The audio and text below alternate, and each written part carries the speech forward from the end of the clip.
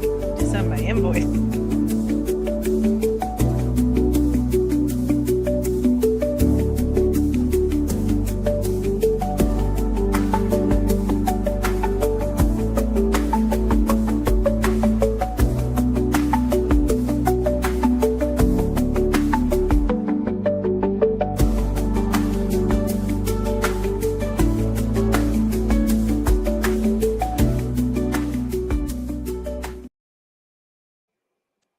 Hello, Fightful Faithful.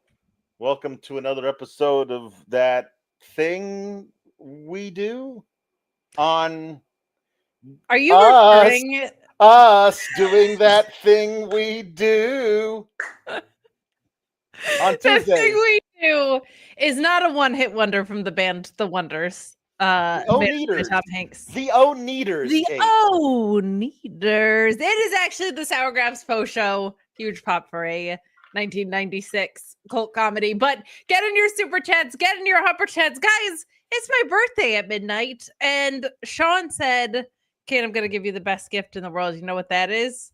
Luis on a Tuesday. So we've got Luis in the house tonight. Yes. None of your chats will get missed. So thank you. And please do leave a thumbs up on this video. Man, the subscriber support has been out of this world of late. We are at 171,000 subscribers. It seems like only yesterday I got my silver play button. I know. It's pretty crazy. 71,000 people ago. That's crazy. When do we get other ones? When do you get one that's inappropriately packed to you in duct tape? I honestly don't know. I don't know. You don't get another one at 200,000. That feels like no. 525,600 subscribers. Is it a million? It's a million. We're still a ways away from a million, but we're closing in on it. But we can only get there with your help. So please do subscribe to this YouTube channel if you're not already. The growth sincerely has been insane. We thank you so much for the recent support. And we'll also remind you, speaking of subscriptions, to head over to FightfulSelect.com. Best $5.99 in the business. If you're like, Memorial Day is coming up, I don't want to spend it with my drunk relatives because they're going to be barbecuing on my deck. I want to run away and avoid them. Well, darn it, you can hang out with me and Alex Pulowski Memorial Day weekend because we're going to be behind that very paywall talking about all sorts of pay-per-views and PLEs going on. They're stacked. But Alex, we had an episode of NXT tonight that we're going to talk about. Before we get into that, some incredible kindness of our very own SGS that I would be remiss if I didn't acknowledge. There was, unbeknownst to me, a crowdfunding effort to get me some birthday gifts, which is just the kindest, sweetest thing in the world. They have not arrived yet, but I just wanted to thank you guys even before they get here for even thinking to do that. Never mind going through with that. I will certainly be taking video of when they arrive and posting it in the Discord that I never go in because I always forget Discords exist. So, but FightfulSelect.com has one if you want to hang out there. But I just wanted to say thank you guys so much. You know, it's so funny. Shock of Ages was asking, like, wait, which paywall? Or am I talking about Fightful Select, the best and most reliable source of wrestling news?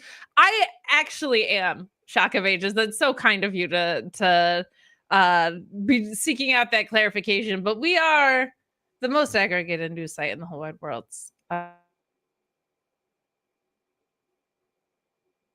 Did you mute yourself? I can't hear you.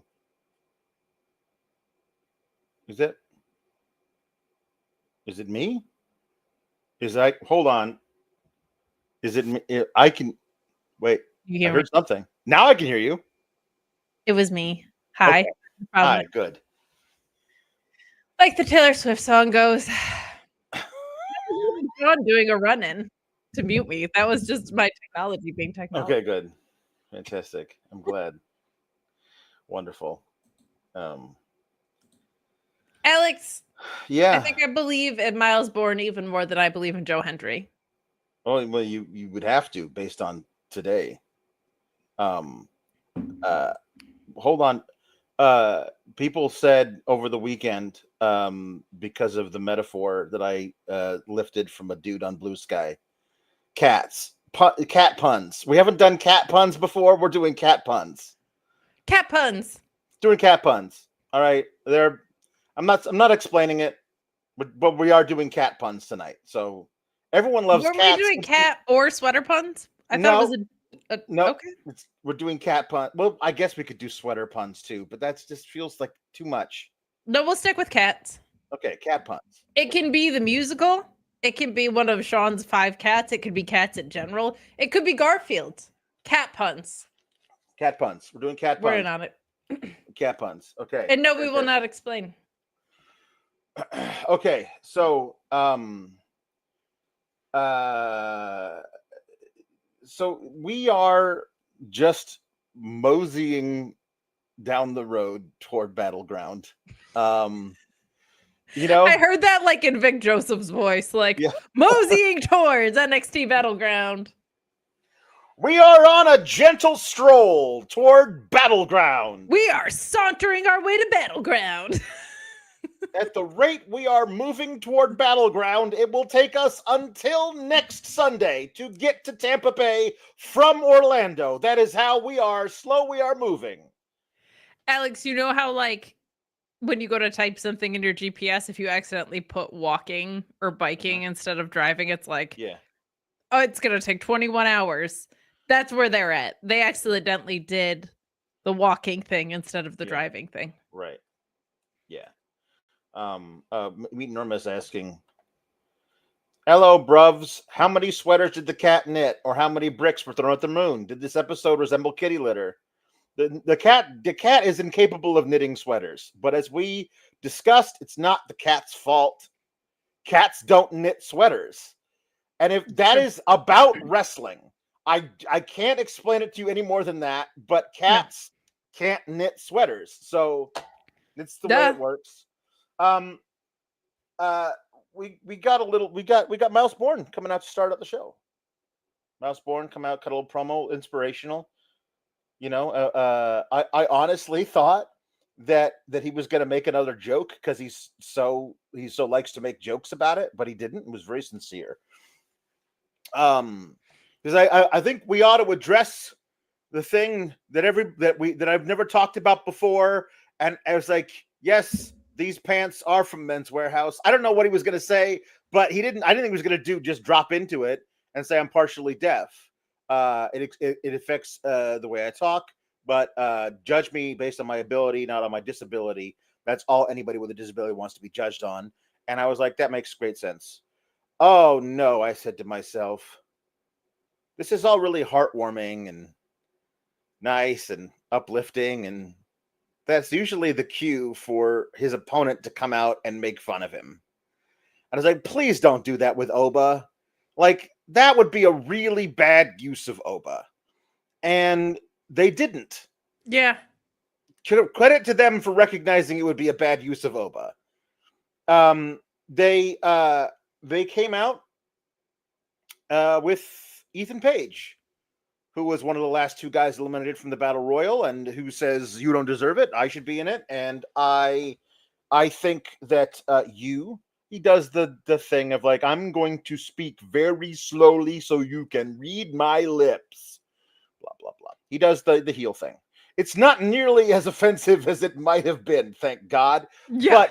But he did a good job being in the role of the guy who does this. And then he says, I want to fight you tonight, and I want you to put your title shot on the line. And then Charlie Dempsey, again, I want you to picture a big stone sculpture of the numeral 4, and then the sunlight behind it, and then the shadow cast through the biggest statue of a number 4 casting a shadow would not be foreshadowing more than this particular moment of Charlie Dempsey being like, I think you should put your title on the line versus him. I think it's a good idea. Why don't you do it? So there are 2 different factions tonight that they are fully just teasing the breakup of teasing, man. There's levels of teasing. You know, I mean, we both have siblings. We know what teasing is. Like there's I'm not touching you, I'm not touching you, I'm not touching you.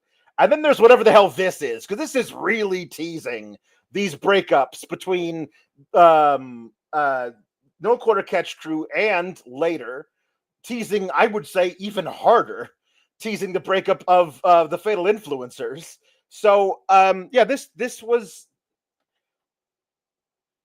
I think it'd be kind of cool just to see how this goes without doing all of that, and then have whatever happens to Myles in the match versus Oba be the catalyst to start the teasing of the breakup, as opposed to doing all this on top of it, where this could just be a really cool story about Myles Borne getting this title shot out of nowhere, you know, because he looks like Randy Orton. That's what they should have been doing on commentary. Winning the Battle Royal out of nowhere. Yeah, there you go. I would just like to see them not. There's a lot of hat on a hat booking in WWE where it's like, this is a story. We're going to add more stuff on top of it until it just looks silly. Just do the story without doing all the other stuff around it. And I would just like to see what this thing is going to be without being like, so is this where Charlie Dempsey turns on Myles Borne, or how long do we have to wait for that? You know what I mean? Like, I want to see Myles Borne unencumbered by Charlie Dempsey obviously going to stab him in the back at some point. Just have him have the match without that. Fantastic promo by Myles Borne. Like, an incredibly charismatic guy, too. Mm-hmm. And I was kind of glad he said what he said, because it did seem like I love that he on screen, and I would imagine in real life, seems incredibly comfortable with like making jokes about being deaf and stuff. Yeah. Like it's been on screen several times, and he seems very like in control of it for the most part, of like as far as the jokes being made, meaning like he's usually the one to make them. And he jokes around on social media a lot, but it was kind of becoming like he's an incredible in-ring athlete and he's also deaf. Like today we got to see something fresh and new out of him and really inspired. And that line of like, judge me my ability, not my disability, I thought was like, that is sincere and authentic, and something that when people talk about like that person on screen is like me, that's the thing. Like that's the thing you want people grasping onto. So I was just really glad he got that, and it was well delivered, and like his energy really translates quite beautifully, and it was very, very cool to see. Ethan Page was the right guy for the spot today, not in the right circumstances that we'll talk about later. Sure. But he was the right type of heel. I find that Ethan usually, like, throughout his work that I've seen across multiple promotions, is very good about knowing where the line is and not to cross it. And on a PG product, that's even more important than maybe in some other promotions that he's worked. He's the right heel to get that heat, but not to cross the line too much. I think you're right about how this is just the way WWE tells stories, though. So it's kind of hard of just like, they do this on the main roster too. They're obsessed with like, my God, that's the Shield's chair, Alex. Like, come on, man. Like you can show us and not tell us so much. Like it's, you don't have to be so heavy-handed with it, especially when you're slow burning things.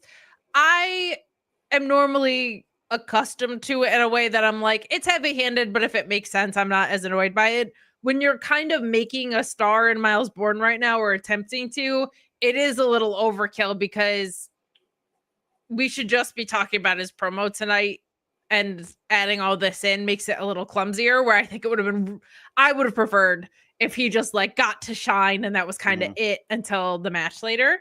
But it's at least going in a direction that kind of makes sense. the No Quarter Catch crew, I feel like, has not found footing outside of the Heritage Cup. Like they just have not found stories for them to sink their teeth into. So if they're going to break it up, I'm kind of okay with that. It was started by Drew Gulak, who's no longer there. Damon Kemp was in it and was released. So it kind of feels like a former shell of itself. I don't know if William Regal just doesn't want to be on screen. Yeah, but it's very weird to me that he came back for the Lexis King angle and then went away. Like we're getting a Charlie Dempsey heel turn soon. Maybe that's where William Regal shows up again. He should start slapping some people again. He should. So yeah, Ava comes out and says, "Myles, are you sure you want to put your title on the line? Title shot on the line? Because you don't have to do that." And he's like, "No, I'm going to do it." He's like, "Okay, cool. I guess we'll do that later." That's just kind of how it works. Like, if you're certain people, according to Ava, you can make your own matches. But if you're not certain people, you can't. And that's frowned upon. But the actual thing that starts the show is Charlie, you got something else you got to worry about. And that's Oba Femi. So I'm going to let you talk about that match uncharacteristically because I got to dip out for like 1 minute and I'll be right back. Oh, yeah. Okay. So if you have anything to say about this Oba versus Charlie Dempsey match, I'll say something about it before I leave. Oba's great. I mean, that's kind of the net of the whole thing. I feel like I should just start reading all your happy birthday wishes to me, but we'll let Alex take care of it. This was a really, really fun taste of what these guys can do, especially Oba Femi. Like that guy just is kind of the future. Dempsey was a fun opponent for him because he does different stuff than a lot of his opponents have done before. So I liked him working with that style. But Oba Femi, we kind of talk about it week over week, but Oba Femi's nuance is really incredible when you watch that guy go about business. Like, there aren't a lot of things about wrestling that are natural, I'm told. But I think Oba Femi's taken to it about as naturally as you can for someone who hasn't grinded on the independents. And you just see all these little clips.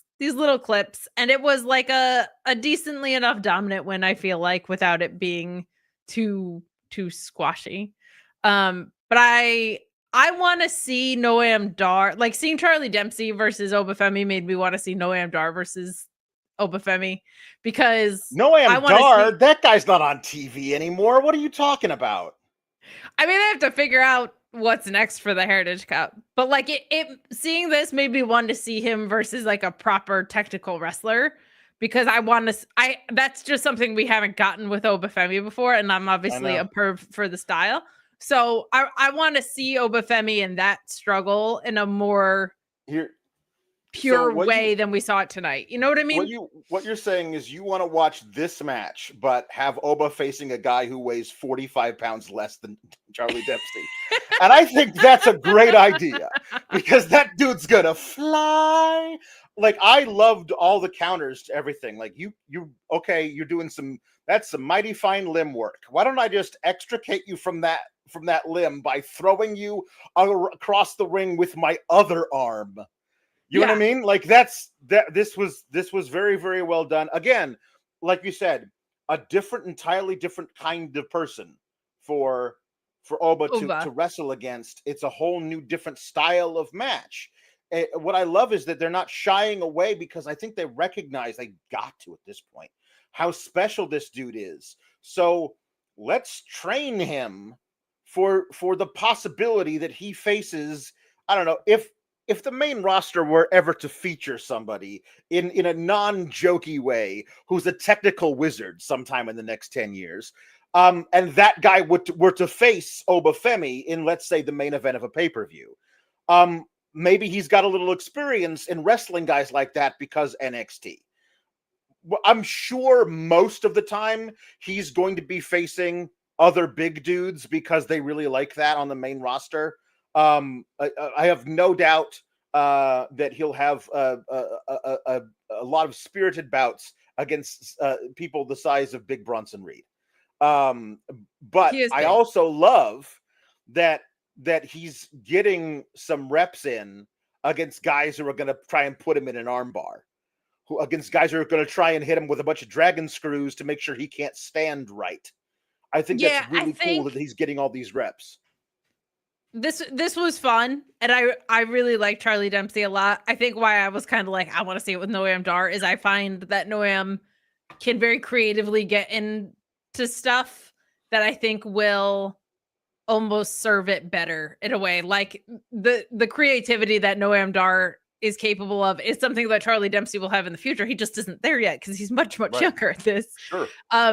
So that's where I want to see it, because I think the opportunity for more creative spots is there. But this was awesome in that, like, we got to see an entirely different type of test for Oba, and it's a good rep for Charlie Dempsey to have as well. So this is great. This is great. Now we got to start doing Chuck Norris Oba Femi jokes. Oba Femi does not run from the grind. The grind runs from Oba. Yeah. Yes, I need all of these. I need all of these. When we do our PLE review, because we don't get like runs of puns on those. No. We'll do Oba Femi Chuck Norris jokes instead of puns. That'll be perfect. That sounds good. Yeah, let's get some of those. That'll rule. The grind runs from Oba. From Oba is great. That's fantastic. I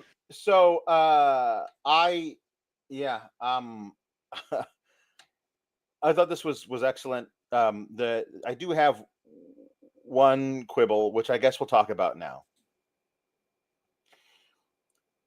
Are there wormholes at the PC where if you step through them, you travel through time at a different rate than other people? Because Myles Borne was at ringside for Charlie Dempsey's match versus Oba Femi. 45 minutes after that match ended, Myles Borne is backstage in full ring gear. He was not. He was in a button-down shirt and slacks, standing at ringside for Charlie Dempsey's match. 45 minutes later, he's backstage, having fully dressed himself to go have the match, and he's working out, training up, getting a little shadow boxing in, and in comes Charlie Dempsey, having apparently just walked from his match with Oba, because he's still all sweaty and wearing his ring gear, being supported by Tavion Heights because he cannot walk properly. Okay, so then he's out there and he's like, we got to get you to medical, which means that Myles Borne traveled through time at a different rate than either that or at some point walking from the match with Oba, just Charlie Dempsey's laid down and took a power nap, which I don't think is impossible, but it's just, it's so weird that so often we see people having apparently just come from a match they were in, but it's an hour or more later in the episode. And I don't understand why we can't just dovetail those things a little faster. In this case, we can't, because we needed Myles Borne to come backstage, fully change, and get ready for his match, which is why none of this made any sense to me. And it's what keeps me up at night. I don't get a lot of sleep, Kate. I don't know if you recognize this, but it's mostly because my brain works like this. I think it's okay if you faced Oba Femi. You should be moving that slow if you just lost to Oba Femi. Okay, that's fine. Other circumstances, no. Yeah. Okay, but they do fine. You've got to have a continuity director around, right? Like, that seems silly. At some point. Yes, true. During the Myles promo, his microphone had the LFG. Yeah, the LFG flag. Microphone sleeve. Like, did nobody who works there has any clue what's going on? Because I know you just taped some LFG matches before this, and we're doing promo work or whatever. But you just switch out. It's really easy. Like, The Miz takes it off and turns it upside down and puts it back on. He does the Miz thing. Like when Taker was doing promos with his giant MMA gloves, he would like take the flag off of the thing and throw it away. It's really easy to change out. You don't have to do that. So in my head, Mike Rome was like, only I get to have. Yeah, that's true. Perhaps NXT mic, because the rest of you can use your LFG mic. Yeah. So we're gonna just put all this together, and I'm gonna talk about the Myles Borne and Ethan Paige match now. Okay. Why not? Sure. I saw a lot of people on like, why are we even doing this? I don't like. We also got like an Ethan and Ricky Starks thing. Ricky Starks for the first time since Stand and Deliver, I believe, or the week after Stand and Deliver. Like he had a whole week off last week to do nothing, and then he comes down today and he's like, "Hi, I'm gonna just be walking through some random shots today. How about that?" And we still have no idea what I'm doing for Battleground. By the way, I'm not doing anything for Battleground. I'm Ricky Starks, Saints Starks. But he comes up to Ethan and he's like, "Hey, man, how's it going? You just really can't let anybody just have their moment, and you got to put your nose in everything, don't you?" It's like, yeah, I do. I enjoy it. It's fun for me. I love ruining people's big moments. You should know that by now about me, Ricky. By the way, we're not done with RE that title on your shoulder. I'm just putting it off until later. But I gotta go have my match versus Myles Borne and get a title shot at Battleground. Bye. And Ricky's like, this dude, like, he's just like, wow. I don't know. I love that since he's arrived, he's been like, everyone is so mad all the time. Yeah, like, yeah, he does. So he has his match versus Myles Borne, and it's good, but man, oh man, I can see the Randy Orton comparisons, because this was a lot of walking around, slapping a hold on, forearms, European uppercuts, and the old Randy Orton drop kicks. I know, like, he was wrestling a different style versus Ethan tonight. There were not just up until like the last couple minutes before the finish, it was very just old school, walking around the ring with a dude in a hold, putting him on the ground. He gets out of it, puts you in a hold. I'm going to shoot you off into the ropes and then shoulder block. Stalemate. Let's do that again. And it's all very compelling, I'm sure. But, like, it was a thing to... Myles Borne won a title shot that nobody thought he was going to get in a battle royal, which is the most fluky way of winning a title shot. Like, it's not the Royal Rumble. It's a battle royal where literally anything can happen. People get eliminated from those things all the time for really crazy reasons. So winning it doesn't necessarily show your ability to win a match where you got to pin somebody's shoulders to the mat. And he doesn't do a lot of singles work. So it's important to show that he really is ready to have a one-on-one singles match where he's got to pin Femi by having him pin a former NXT champion. All of that makes perfect sense to me. This is all really good. I think that Ethan Page served his part well. Was all pretty well done. It to me felt like this was all kind of a necessary part of this story, and I have no real complaints about it, because again, the thing that it needed to do, it accomplished. And so that's fine. It's just not usually my favorite type of match to watch, if that makes sense. Well, if it's not our favorite way, what are we even doing? But at the same point,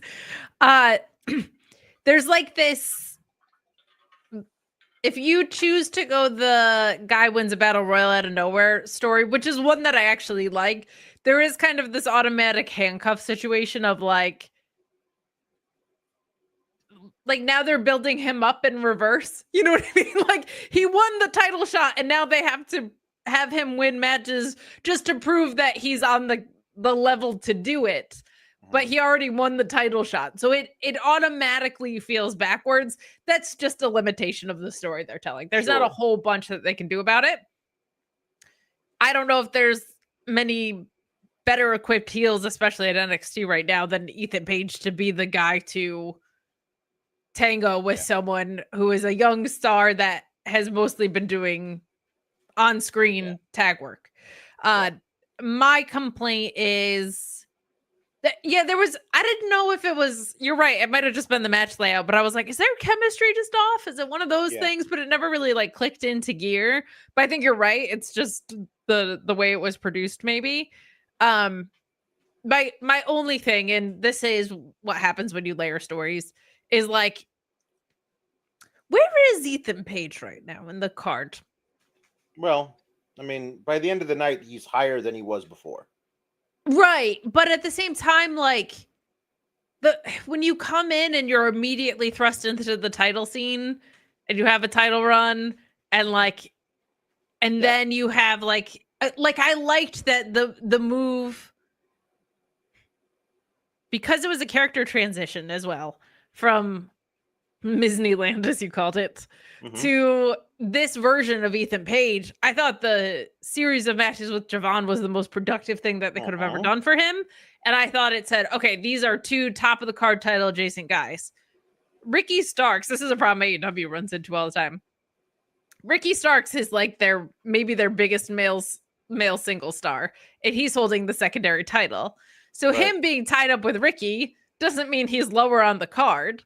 Right. But he is losing clean to Myles Borne here. Yes.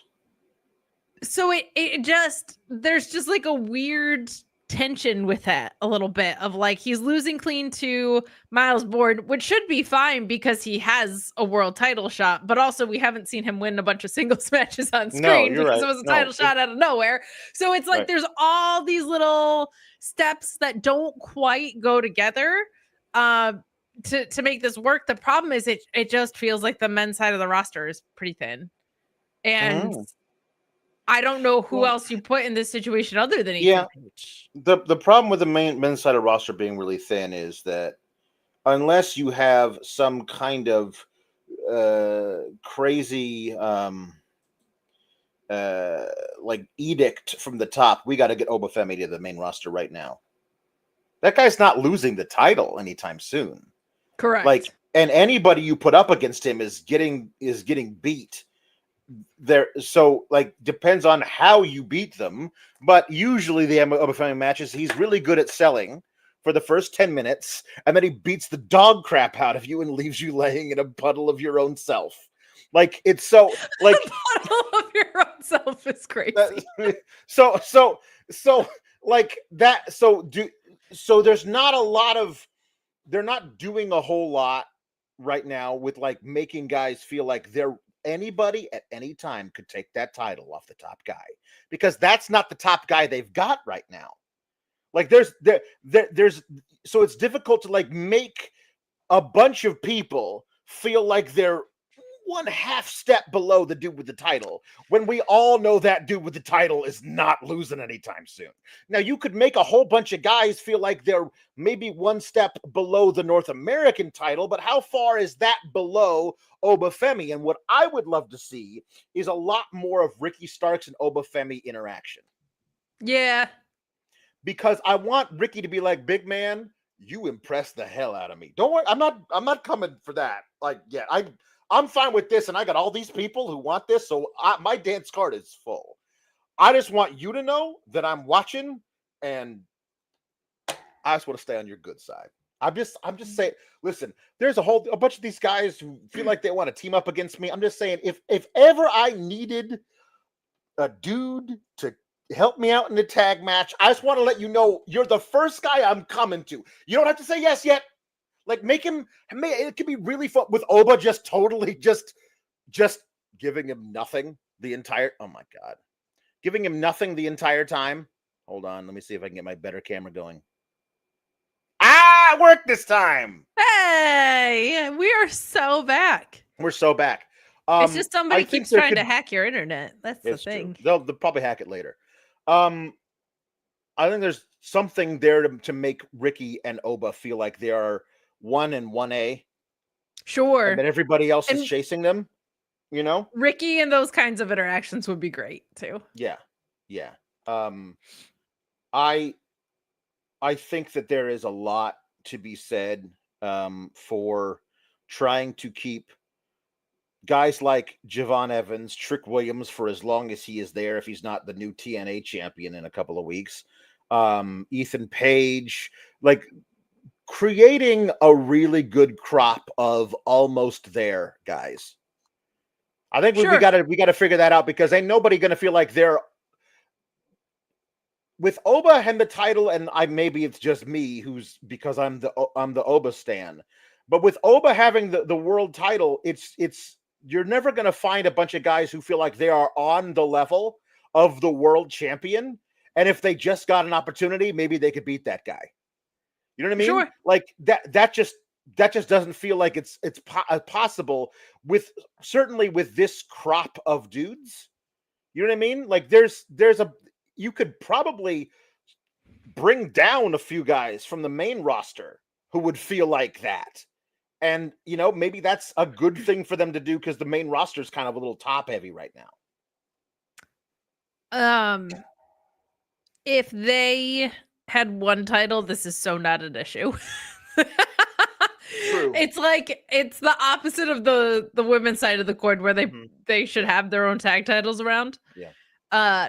It's just like, I was glad that we saw that little cut in from Shawn Legacy after last week. We were like, that guy looked good in the Battle of the Stooges Royale.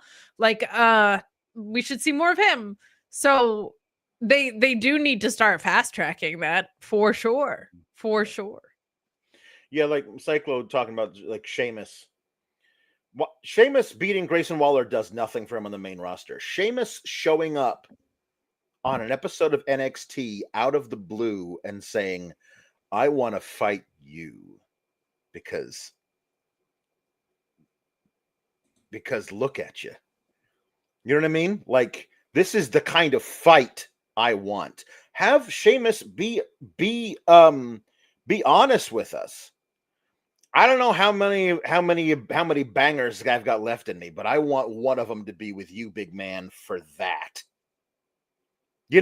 Like, who says no to Sheamus versus Oba Femi? That's friggin' amazing. You know what I mean? Like, only a fool. But they'll send down Otis instead. Yeah, they'll send down Otis instead. Yeah, I agree. If you're looking at it from like a roster efficiency standpoint overall, there's plenty of people on the main roster that could come pop a rating, do a quick program, and then bop back up. But it's also like this idea that it's developmental, because they got to start developing, and the main roster's got to start using the guys that they developed, right? So what I mean by that is, of course, Carmelo Hayes shouldn't be tagging with The Miz. That's a waste of everybody's time and his career and potential. The Creeds being involved in this absolute, I'm going to say it, dog shit with Chad Gable is the fact that they're not multi-time champions, with how desperate they are for teams on Raw right now. Waste of everybody's time and potential. The Creeds are not as young as they look. We thought they were young upstarts. They are in their 30s. Yeah. Get them cooking. It's ridiculous to me that Julius Creed is not showing out every week. Outside of Braun Breaker and Tiffany Stratton, these handoffs have not been there. You have to keep pumping out stars so that the next guys can go up. And you have to understand that, like, John Cena's retiring. CM Punk's, like, injury prone and older. Cody Rhodes, Seth Rollins, these guys are all upper 30s going into their 40s. What is next other than Braun Breaker? Your plan cannot be Braun Breaker. Ricky Stark, sure. He's 36, I think. Yeah. Like, you got to get these guys moving, and you also can't deplete NXT at the same time. So, like, I don't think Ethan Page needs to be around NXT much longer. I certainly don't think Ricky Starks need to be here in the first place. Right. But at the same time, like, you have to have people on this show, but like the pipeline feels so out of whack. So out of whack. Like it just feels like there are 8 guys that are chosen, and they're all going to dance with each other for the next 5 years, and they're all going to retire at the same time, and nobody else will be lined up. That's what it feels like, honest to God. The use of main roster talent on NXT needs to have more intentionality behind it. Like, I am here for the next 4 months. We're going to do some stuff. Right. You know what I mean? As opposed to, I'm here and I'm going back up there in a bit, whatever. It just doesn't. tell us 74 times an episode this is the best women's roster in the world. I won't argue that. But if you're gonna call 5 of them up at once, that's gonna get a lot more challenging. It's gonna eat into how great it is. Yeah. Yeah. Yeah, there's just you can absolutely bring Ethan Page and Ricky Saints to the main roster. Yes. You gotta it's fine. I'm always gonna do it. You gotta send 2 guys back. And they should be upper mid card possible guys who can have matches versus the top dude in Femi. You know what I mean? Like have some guys who can do that, who will actually have real programs as opposed to I'm here and thought I would just see what you kids are up to. You know what I mean? Like actually make it a real reason for them to be there for a bit. Maybe not as long as Apollo Crews was down there or Baron Corbin, but that type of level of I'm here to do this now. As they opposed should to all be diner vigilantes, though. Yeah, most of them. DNC Digital saying with what was said and who it can impact, that Myles Borne promo may have been one of the most important promos in recent memory. Because he wants to inspire all these kids who think they can't do anything like that. Think about who it could inspire. You have no idea. I mean, as far as things that we see on screen, a partially deaf wrestler is the one of the rarest. I mean, it's such a specific moment in time.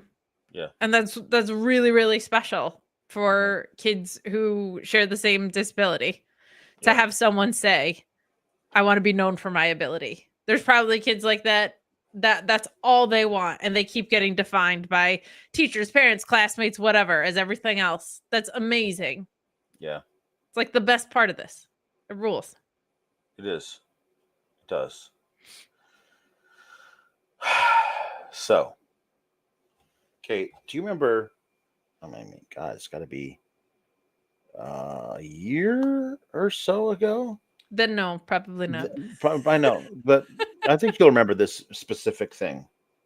They did a little vignette or a vignette for Tatum Paxley, where she was first going crazy playing with the dolls and stuff. Okay, well, that I remember vividly, actually. I take it back. Yeah.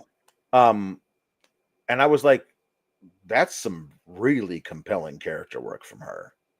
Like, you could absolutely make her the face of something.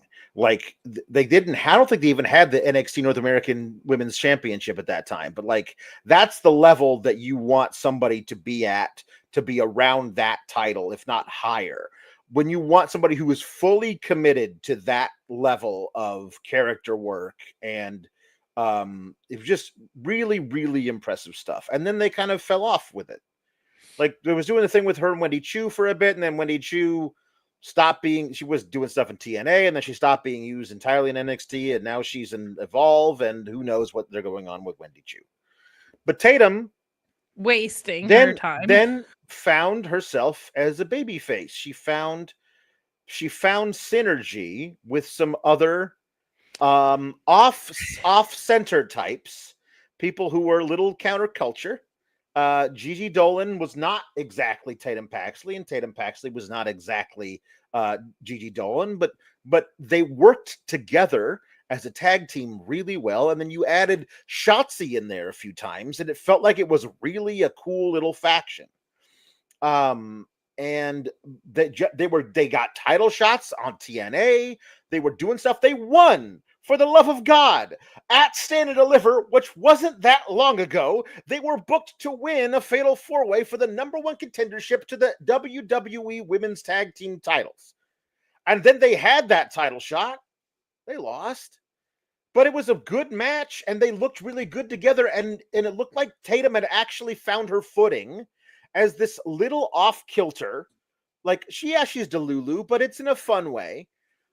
With her and Gigi, and then Gigi got released, and they didn't renew Shotzi's contract.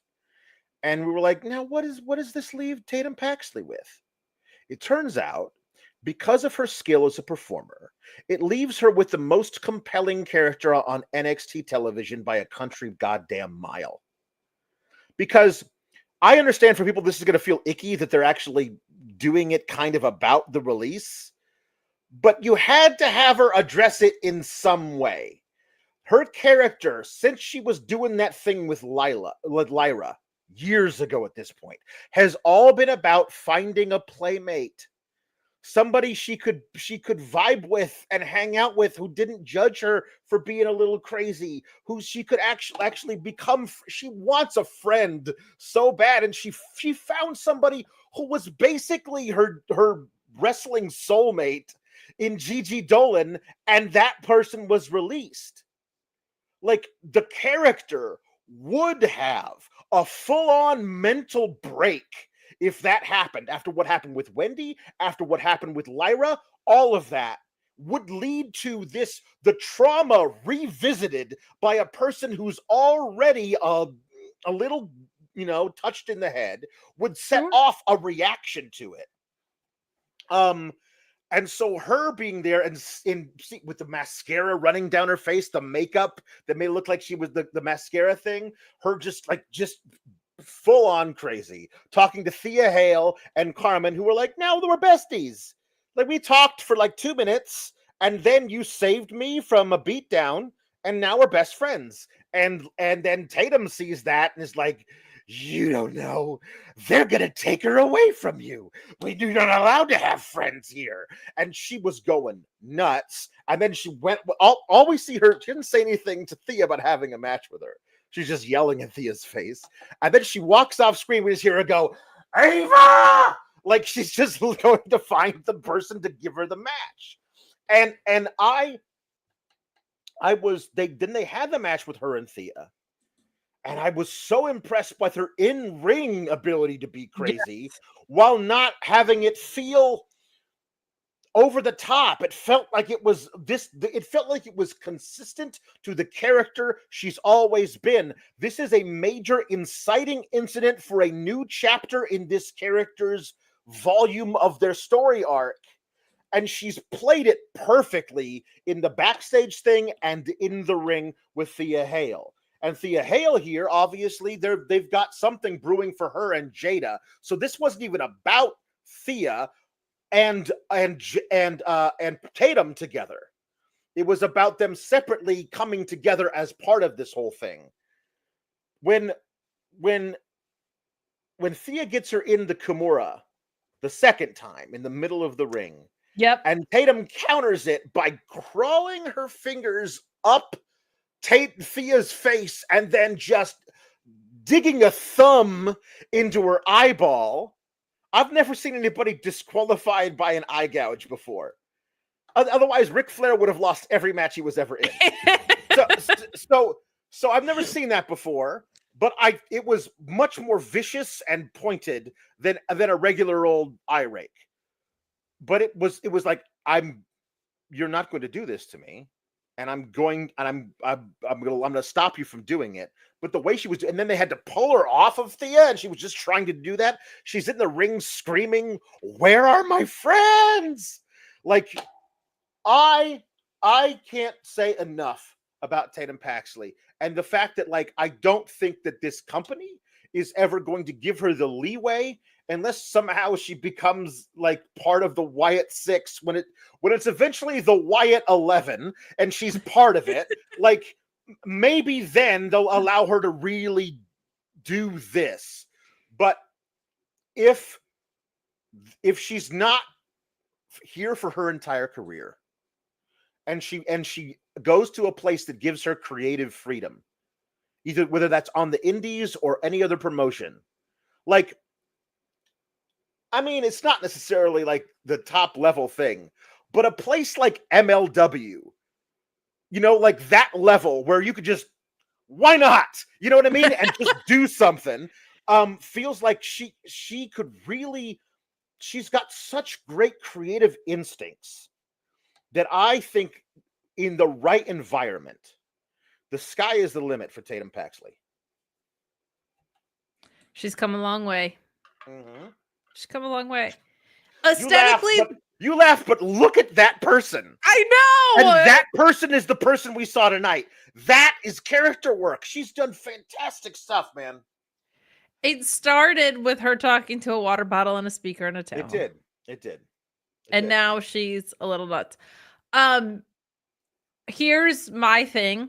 And this is from Jam Beard saying, Alex, you're asking WWE to be able to book a crazy lady in a good singles run. Looking at how WWE in the past have treated Luna or Nikki, I have zero faith that they can do it. They are mildly okay in tags. So the catch-22 with WWE with this kind of stuff is they have the production support to make you buy into the supporting spectacle something like this usually requires. Yep. But they don't follow through creatively or book it well historically. Now, the thing with this is, I don't think she's a spooky act. And I think they have a special opportunity to... It feels like they're at a fork in the road with it a little bit. Yeah. And I feel like her being like, I can't make friends. I lose friends anyway. I should go after the title. Because this all started with her wanting gold. Let's not forget that. Her lining up against Sol Ruka, I think could be really, really, really, really special, man. Could be really good. The exact right type of person to... They're setting up something, we'll talk about it in a bit, that's going to drive a bit of a wedge between our friend Zelta and her friend Sol. When Zelta says, you know what? You're on your own. I mean, I'm not saying we can't be friends anymore, but I'm not going to be out there for your matches anymore. You know what I mean? If you're going to blame me for having your back, then you know what? Do this on your own. The perfect person for a character like Sol to come up against when she doesn't have Zelta as her security blanket is full-on Looney Tunes Taters Paxley.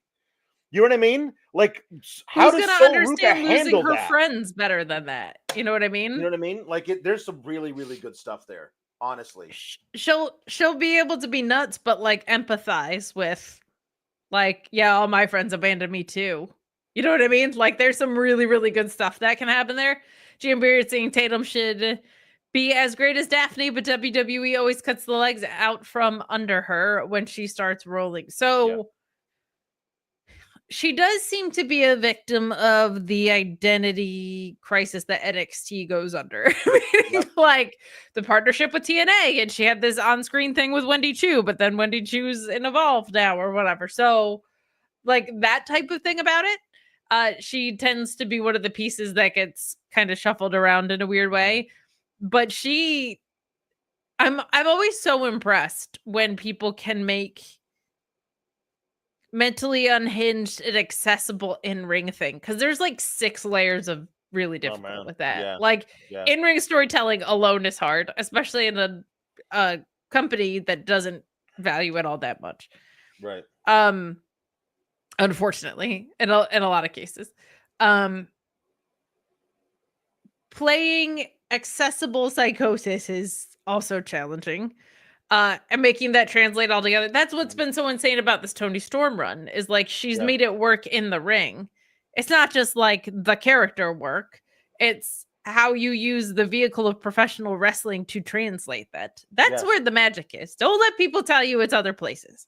Don't let people tell you all the magic of wrestling is promo battle and then we fight about the things we said on the mic. No, the in-ring is where the magic is. So otherwise, every story is the same. So that's the stuff that really impresses me. She's also got like a really cool moveset. I hate using the video game word, but she just, there's something unique with her particular movements in the ring. I always like using the term arsenal. She's got an arsenal of moves that she could bust out at any time. Everybody's got things that they do usually. And if you want to say it's a move set, well, okay, fine. It's the video game term. But it's a set of moves. That's the problem. It's like the right word. But she's got an arsenal of maneuvers that she uses, and she finds new ones occasionally. I really like the idea of doing the wheelbarrow into a gut kick. Yeah. It's just very simple, but very effective. They can't block that. They don't know that's coming. They assume you're going to do something else, and then you kick him in the gut. That's fun. You know what's so unique to her? She trained with the best. Yes, she did. She did.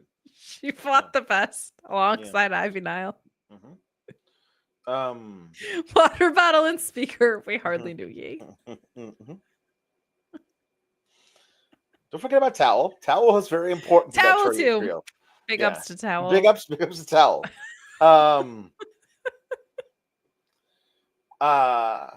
Don't forget to bring a towel. So okay, hi. No. Because this is a family show, Kate. All right. Wes Lee and Tony D have their match, and Tony D is looking especially yoked recently. Like, he's been doing a lot of lat work. His back is much wider now than it was, but he's just got a really good beefy like build to him. It doesn't feel like it's like too shredded or whatever, and it's not overly large. He just feels like a dude who lifts weights but also eats. You know what I mean? Like, the thing is, unfortunately, he's getting stacked. Yeah, well, but Stacks is the enemy, so it's like it's this whole thing. But yeah, he's been. Yeah, he's not like weirdly overly vascular, but he's definitely putting out a lot of muscle. Yeah, yeah, and that guy is the kind of guy, because he also has a low center of gravity, and he's got a fantastic moveset. It doesn't matter how big you are; he's strong enough to throw you wherever he wants you. Yeah. So him in a match with Wes Lee feels like, okay, that's not fair to Wes Lee. So but I honestly like this a lot with Wes Lee. You know, he eventually gains the advantage, but then he talks too much trash, and so that just makes makes Tony D lose his mind. But Tony D was doing some high flying stuff, like off the apron, big crossbodies, and he looks great. He's the Lucha Tony. They're 1,000,000% separating him entirely from the rest of his gang at Battleground. And this is the thing, like, I feel like, and it doesn't have to be what I was booking, which was the extra dude in the Seth Rollins faction.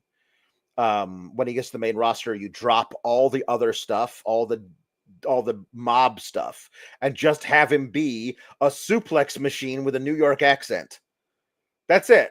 That's all you got to do, and he'd be friggin' great. He would do everything you would need him to do. He would look amazing. You'd have him in there like suplexing dudes into spears. Like, that would be really fun, you know? So like that would be a lot of fun. But even if they don't do that, I think that what they're showing you is that you don't need all that extra stuff to define the character. He could just be a really great wrestler, which I think is the thing that he would need to do on the main roster. So maybe that is the thing that's coming up here.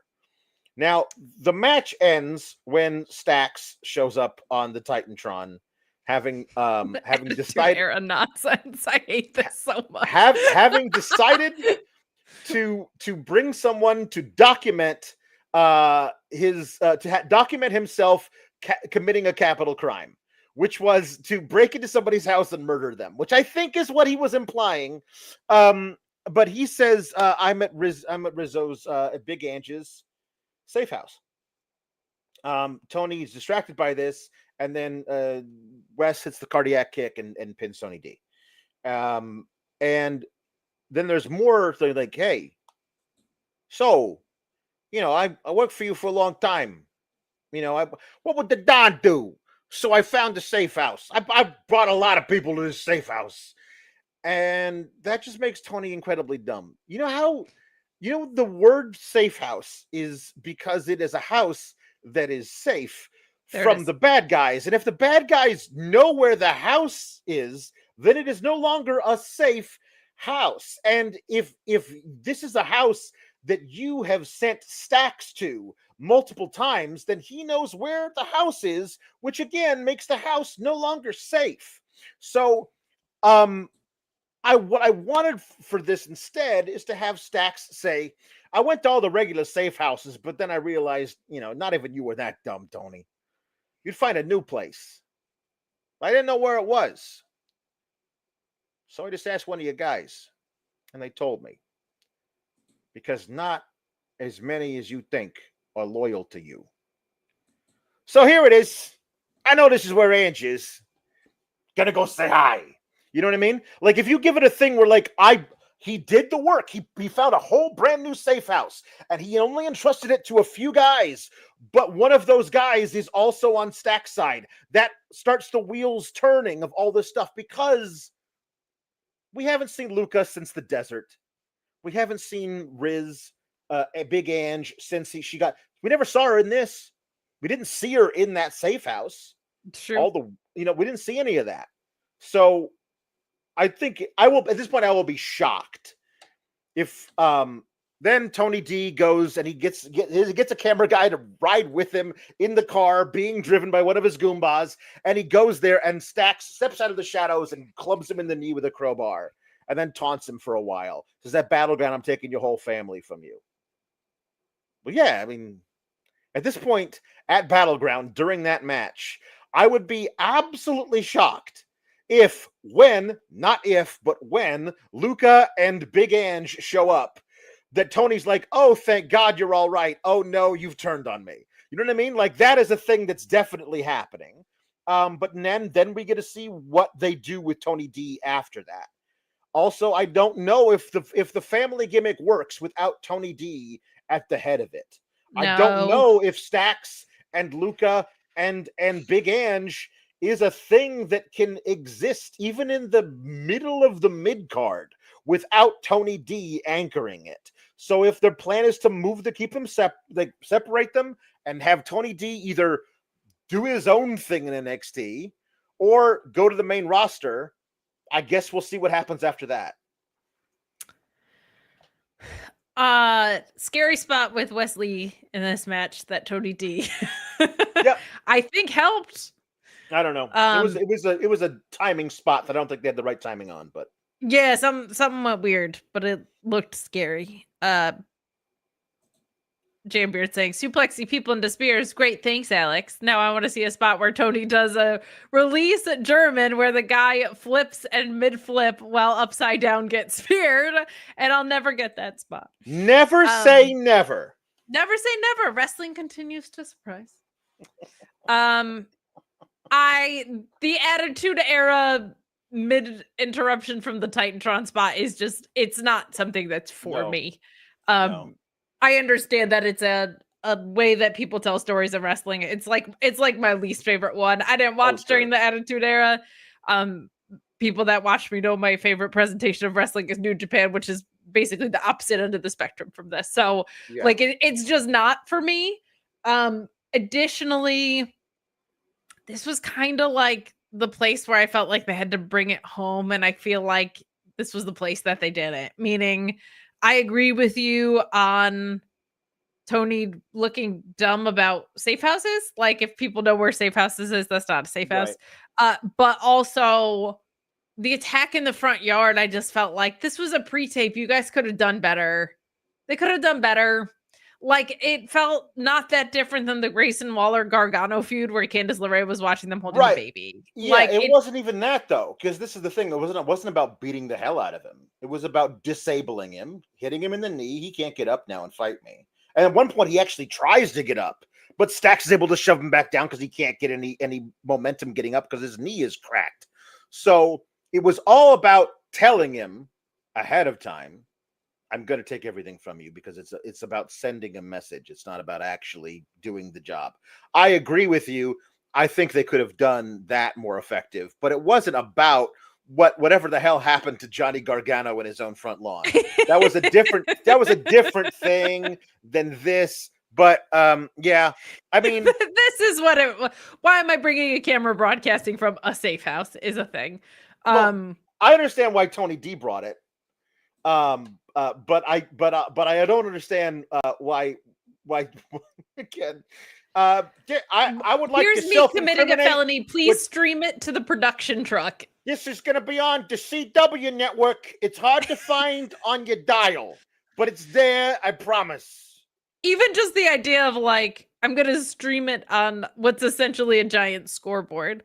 Like the layers of things that you have to buy in there are just a bridge too far for me. Of like the production truck guy is also in on this. Is a little far.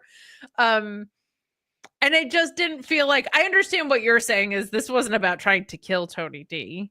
No. Right. This was about trying to maim Tony D, but the energy just felt off. And it wasn't anything with Stack's performance or Tony D's. It was kind of the camera angles and like Stack's entering from the shadows, which was just kind of a bush, and Tony D not expecting that in any way was kind of weak. Like I feel like this was kind of where they had to really punch home and they didn't. I will say their little, you get a minute and a half at a cliffhanger thing has worked for me on the whole. I've been like, well, follow him, get there then. Like I've been so bought in of like, I want to see this whole film in one, and they keep blue ballsing me. Which you would think would be a segue to a specific sponsor that we have. But we don't. But you would be wasting your money if you put money on it, because that is not our ad read for tonight. But BetOnline is. BetOnline AG. All of our odds that we've ever gotten from wrestling, MMA, boxing have come from BetOnline. We are so proud to be doing business with them. A lot of you guys are saying, wait. You can bet on pro wrestling? Yes, you can bet on pro wrestling. In fact, I've got it at a minus 200. This lawnmower outside my window isn't going to stop by the time I do this ad read. You hear that? I would have made some money at BetOnline AG with that prop. Go check out the BetOnline wrestling odds. That's the only ones you have ever seen on Fightful, because we only trust BetOnline AG. They're 25 plus years. They're safe and secure environment. Their high limits, their credit card acceptance is all unmatched. You can bet big with their rebet functionality as well. The earliest lines that you're going to find, whether it be wrestling, MMA, boxing, or other sports, BetOnline. Check them out. BetOnline AG. Guys, you're going to make some money over there. You're going to spend it on Fightful Select. That's $5.99 the biz. That's right. But you could also just like spend it on Super Chats, because it's my birthday. And if you don't send one in for me, you don't love me. I turn another year older in 40 minutes. You'll be 25. I'm going to be 25 years old in 40 minutes from now. Yeah. Incredible stuff. And a quarter of a century. My God, where's the time go? You can rent a car now. I know. Finally. Oh, my God. Jambeard says, Kate questioning them filming a live crime when WWE has filmed murder and manslaughter before. Yeah, it's dumb them too. You know what it is? If the guy brings his own camera to film his. Now, I understand Hangman filmed himself burning down a dude's house, but that guy was insane at the time. You could claim temporary insanity. He was proud of the act he was committing in that way. Yeah. And it was like selfie mode. You know what I mean? It wasn't like this guy who's a part of a camera crime is fine being like vaguely an accomplice to this. Right.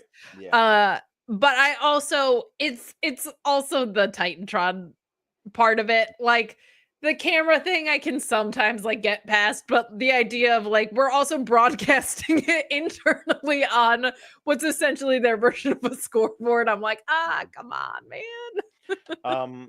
So something that also needs to be addressed, Kate. I don't know if you saw this, but there was a little pre-tape inset promo as Wes Lee was making his way to the ring for his match, in which he talked about how he's going to beat Tony D'Angelo. But also he referred to himself and the team we like to call Bouncy Beef. Together, collectively, they are now going to be known as High Rise, which I feel like is a rib on Wes Lee because that dude's 5'5".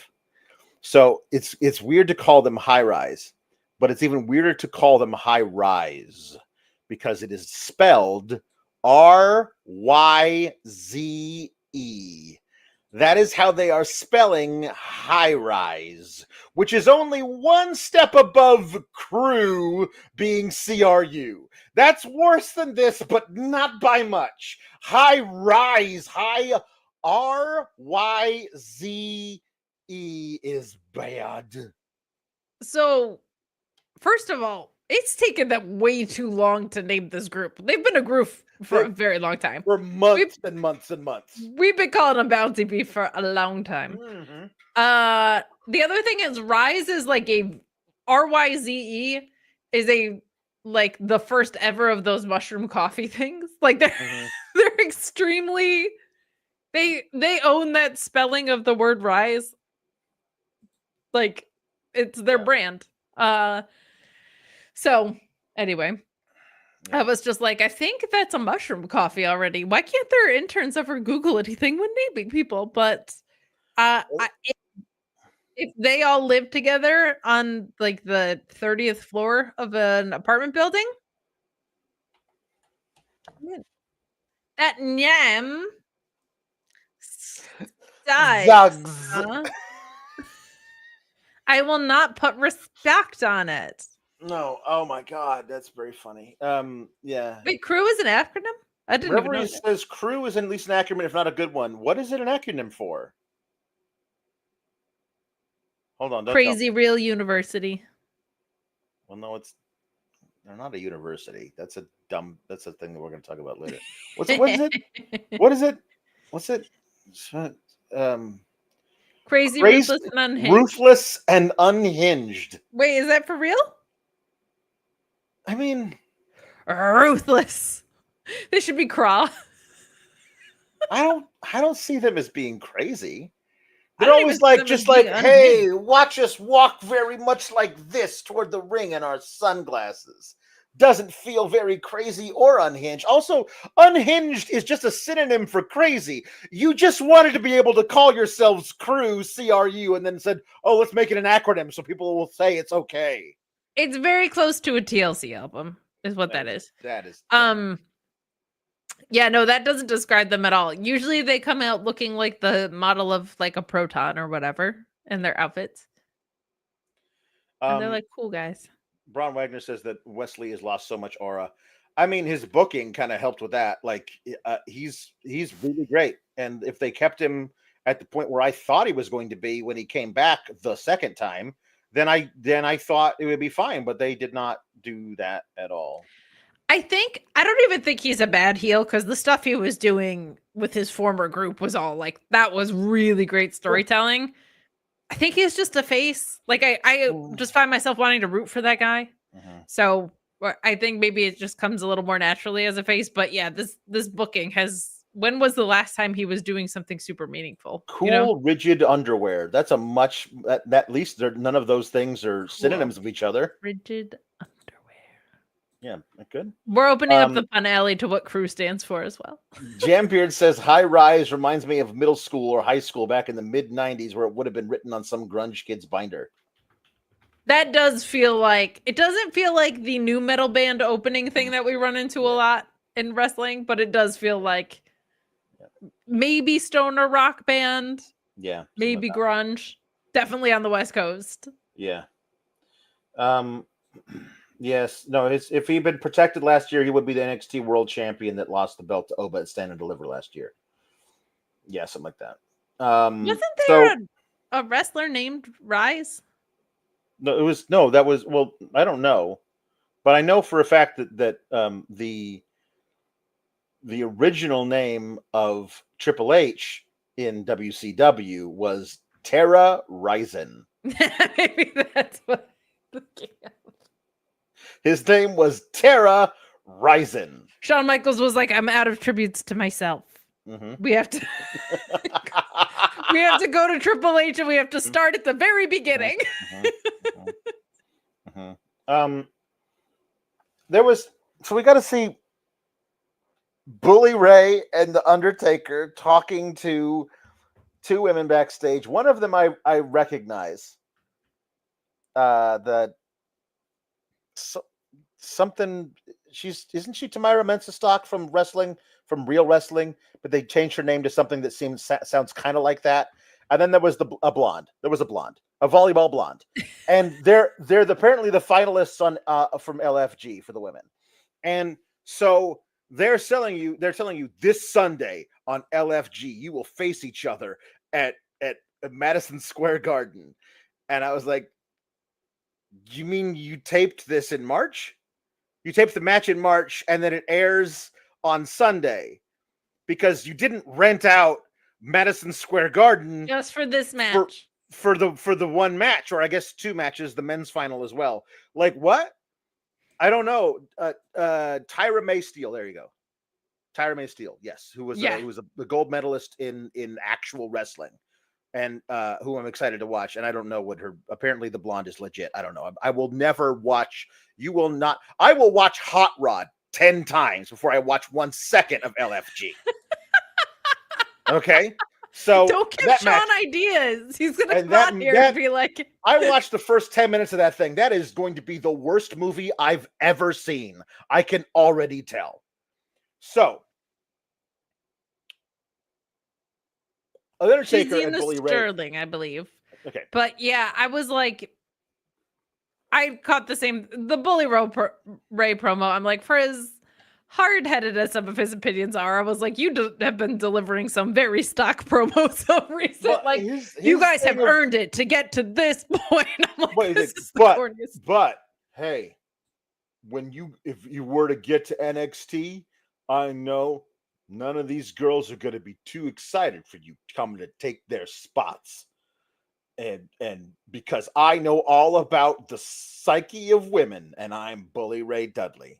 And on cue, all the women in the back who aren't doing anything this week walk in and be like, I know you're not coming for my spot, says Slash Legend, as Nikita Lyons just stands there doing nothing. Apparently, there are like Super Evolve fans who were incredibly pissed that Kendall Gray lost to Nikita Lyons on Evolve last week. Like really, really, really upset that Kendall Gray was undefeated on Evolve, and then just as soon as Nikita showed up, Nikita beat her.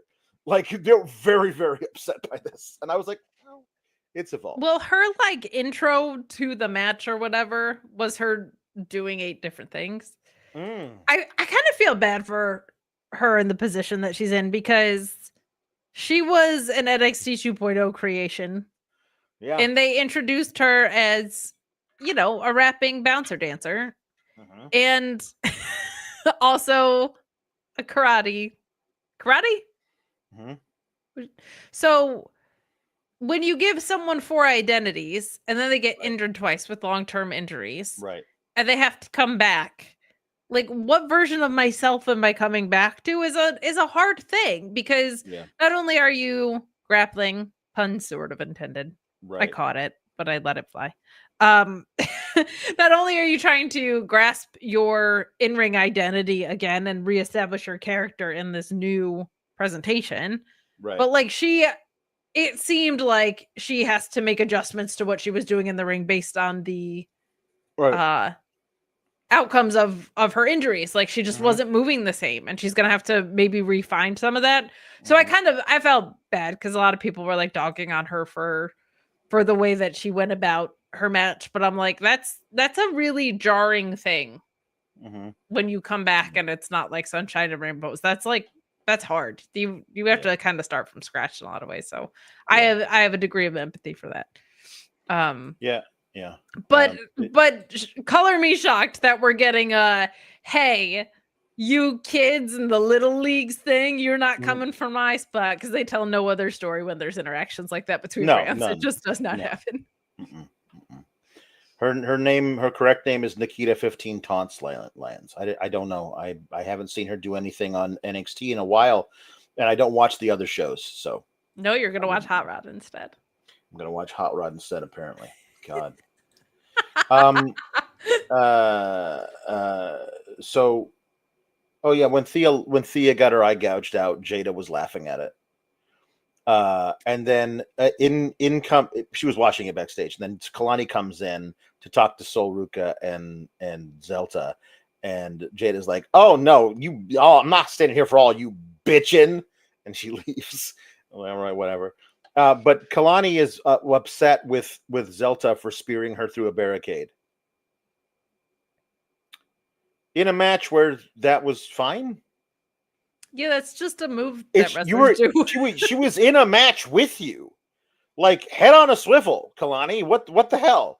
It's like, how dare you do a move to me that you can't be disqualified for? What, we're just doing moves now all of a sudden? That's not fair. Oh, we're just doing wrestling moves now. I want a rematch against you next week. And if I beat you, then I get a shot at her title at Battleground. And Zelta's like, sure. And Soul's like, okay, you're on.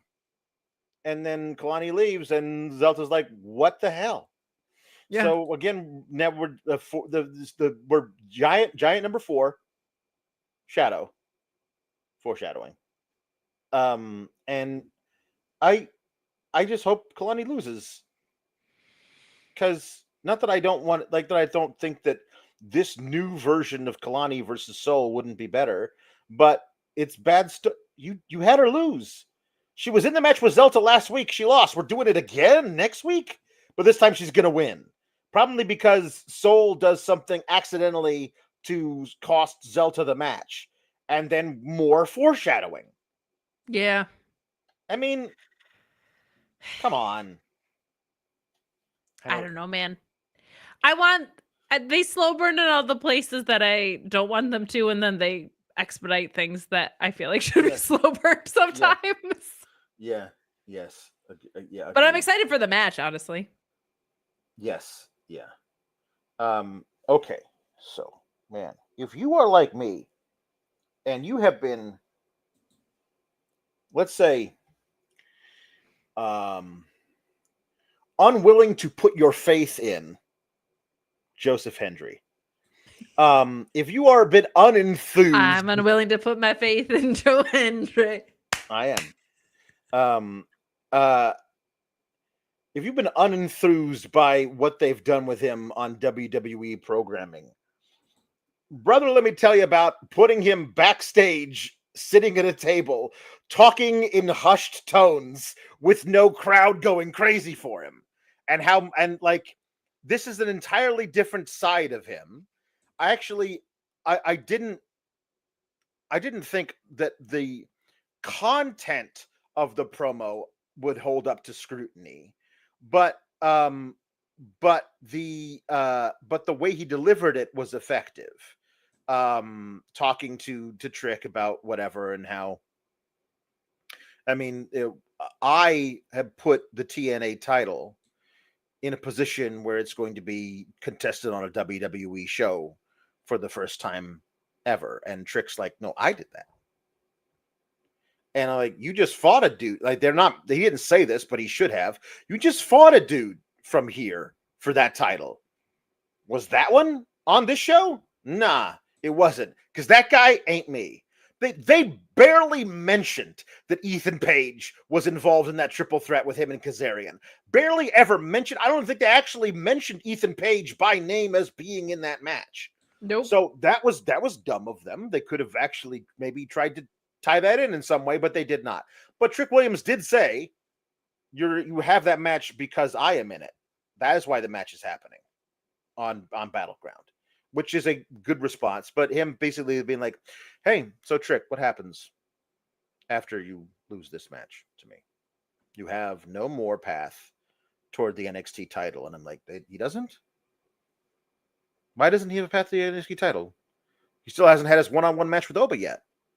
Like, that's a thing that they may not actually ever give it to him, but that would belie the way they write that story every time. Like, every time a guy's like, I haven't got my one-on-one match yet, they always eventually get their one-on-one match. And that has been a broken record about it this whole time. So if they say, instead of that, we're going to put the TNA title on Trick Williams and see what TNA looks like with Trick Williams at the helm, okay, fine. But if not, are we really saying that Trick Williams is going to get called up to the main roster without ever having a one-on-one match with Oba Femi? Because that's just not how you write the story. You know, that should be his goodbye, which is why I think maybe he's winning. It's weird. Shout out to Joe Hendry for confirming our FightfulSelect.com report that he is in a contract year. I kind of liked this. Like, I felt like my maybe favorite part was Ava being like, "Can you just sign the contract and stop waxing poetic?" And then they waxed poetic anyway, which was very funny to me. They kept doing it, actually. Yes. Yeah, I liked that she was like, "Let's just sign the damn thing." I really liked him saying, "As soon as your stock will rise, as your star will rise, like that's how quickly it's gonna fall when I beat you." Because people keep saying that about Joe Hendry, and it keeps not being true. Like people keep being like, he's a meme wrestler. He's not gonna be over this long. He was over at WrestleMania. He was over at Royal Rumble. They book him like crap on this show, but God bless him. He's over every time with everybody but you. So I kind of liked him saying that. And I thought this was a perfectly cromulent contract signing. I don't know. I kind of feel like Trick wins. I mean, I feel like he should. Just to I see do what happens. feel like I don't understand partnerships like this. I didn't understand when AEW did it with TNA. I don't understand it with WWE, where it feels like TNA is just like, as long as you boost our ticket sales, we will be your whipping boy, and you cannot even mention, you don't even have to show our titles on your TV or mention them or whatever. Like that's what it was with AEW. I was constantly like, why don't they ever do that? Why don't they ever show the titles of this promotion on AEW programming? And then in TNA, they're just not mentioning that Ethan Page is in a triple threat on their pay-per-view. Right. So I just am perplexed by these things. I'm sure there's reasons that I don't know that that's the case, but I'm perplexed by that being the case. But Joe Hendry just doesn't ever look good on NXT programming. And I find it kind of funny that they're like, well, we'll never let him look good wrestling wise, but in this sit down, he kind of actually sounds pretty sincere and all right. So it's fine. If the idea is we plug people in at TNA to see if they're ready for the big time, like with Trick, Cora Jade, whatever. Like, I felt like she was positioned very highly. I was very surprised by her release. But if they sent her to TNA to be like, how far along is she as a test? And they felt like for whatever reason she didn't pass it. That's one thing. Trick Williams, they have only stood in his way. Every time that they've given him something major, as a face in particular. Like we've talked about it ad nauseum on here with those title reigns. The triple threat that we got at Stand and Deliver, if that didn't unlock something for them, I don't know what the hell they're looking for then. Yeah. So if it is a title reign, hopefully it's a short one. Hopefully it's to give him more to do before he goes to the main roster. Yeah, I don't know. Just Ricardo. I'm very disconnected from the TNA product. Like I just don't know. Just Ricardo says, I believe in Joe Hendry. Clap, clap. Say it, Alex. I mean, I'll read it, but I won't say it because I only speak the truth, and I do not believe in Joe Hendry. I mean, the reflexive property, that's not right. But he should show up because we said his name. Joe Hendry, come on this post show. Right. Why are you here? I'll send you the StreamYard link. They announced that next week we will have Joe Hendry in concert and a rap performance by Trick Williams. Oh my God. I can't tell you. That's on TNA programming, right? No, that's on NXT. It's on NXT. Yeah. Next. I may not live long enough to see my birthday, and it's in 15 minutes. No. Yeah. I mean, honestly, that's the thing that we've been missing from Joe Hendry. So hopefully, it's good. Yeah. Yeah. Jam Beard says Hendry versus Trick with the title on the feline. Kitty cat puns. Because cat puns. There was a backstage thing with we got to watch the Sean Legacy, who showed out briefly in the Battle Royal last week from Evolve, cutting a promo in his car about how he would like to have a match with Javon Evans. And then we got to cut backstage and watch Javon Evans also watching that video. And Ashanti the Adonis pipes up and says, you shouldn't take those Evolve kids seriously. Why don't you go hang out with another blonde who's going to break up with you? And they have words a little bit, but then Ricky Starks shows up. Ricky Starks passing through, just picking up something from his locker on his way to get his ass kicked by Ethan Page at the end of the night. It's like, hey, anyway, how about that kid, whoever his name is, and Javon, and you, Ashanti, triple threat next week to see who I face on the other side of Battleground. And I was like, Ricky Saints really doesn't have a match at the PLE? I guess they're trying to sell tickets to that Tampa show after the PLE. Yeah. So I guess that's when you do that there. But the triple threat to me reeks of Ashanti getting pinned by both guys at the same time to then get a triple threat of Sean Legacy, Javon Evans versus Ricky Saints to me. You know what I mean? Like, that doesn't sound wrong. That just feels, the way it would be done. It feels like on par with how NXT goes about. Because I wouldn't mind. You could have just done a Sean Legacy versus Javon Evans match. Putting Ashante the Adonis in there means he's taking the pin, but I wonder if he's taking 2 pins at the same time. I think that's very possible. So I hate double pins. Briggs, yes, me too. Briggs is backstage. He's down in the dumps because his Japanese friend left, and Hank and Tank come in and be like, "Man, we thought we had a rough week. We lost to Dark State, but that's got to be really tough, man. Like, I just miss him, and I wish he didn't think that I was mad at him when he left. I mean, I guess I get to wear 2 vests now, but." Yeah, it's just really hard, Good old double vest. And then Sean Spears comes in doing his weird "I'm gripping both of my elbows" stance thing that he does, where he's like, yes, hello. Now, Briggs, you're a cancer to all of your friends. You'll be worried if it does not consume you. I'm Sean Spears.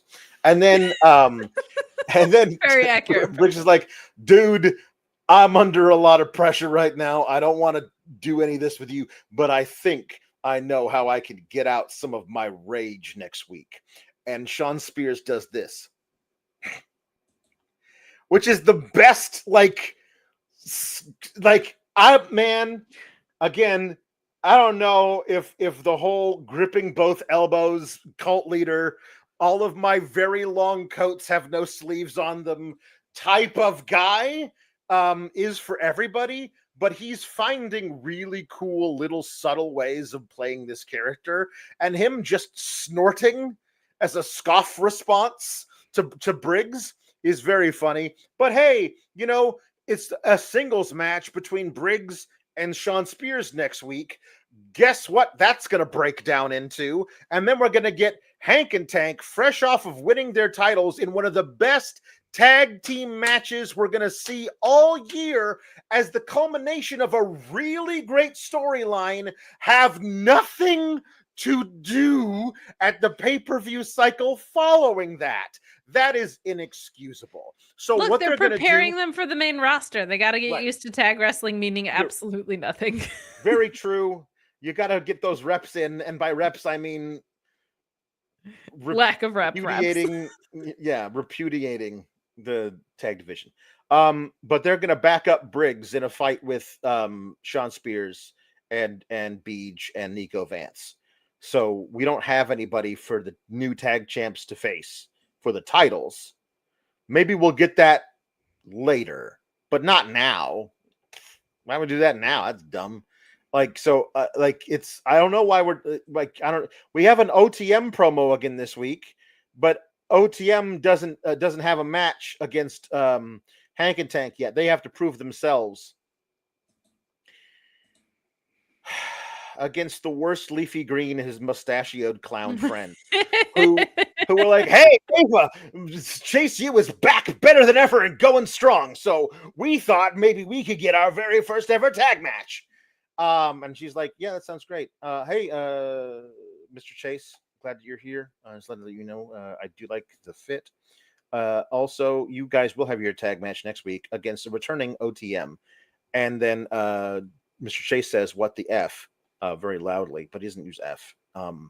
And I just don't want to know why this is a thing that exists. I've never understood why Chase U exists, and it has less reason to exist now than it ever has. Yeah. I don't think this like reestablishing plan is going the way that they wanted it to. Even like from an objective standpoint, this just doesn't feel like there's not a lot of stables that you're like, yes, they should keep this isn't the Bullet Club, you know what I mean? Like you don't need to like keep producing Chase U talent. Yeah, I know. There's not like a pressure to do that. Yeah. They're not Chase U isn't Gaijins. No. So I it just honestly feels like they didn't know what to do with him coming back. And I don't think like it's not a for me act either for the most part. Not just because Duke Hudson's gone, but mostly because Duke Hudson's gone. But like I don't understand. They haven't done a good job painting the picture of what we're doing here with this. Like this is not very good. Yeah. Yes.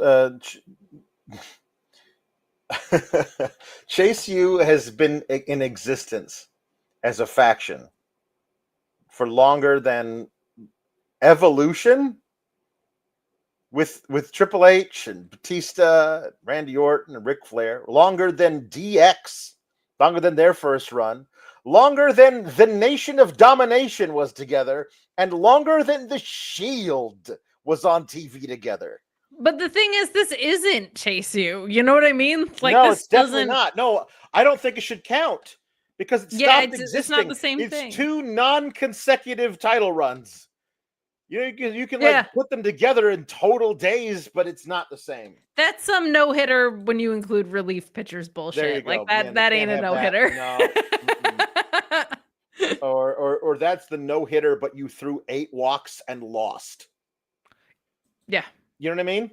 There you go. So Stephanie Vaquer came out to cut a promo about, being La Primera. And she was interrupted by the Fatal Influencers, but no Jordynne Nix. Jasmine Nix, whatever her name is. She's got lots of consonants. With all the consonants, that came. Right. But it was just Fallon and JC Jane. JC Jane is coming for you, by the way, with the bangs. Like JC Jane has decided she is stepping into your arena with these bangs. She is coming for you. You want to talk bangs, kid? Okay.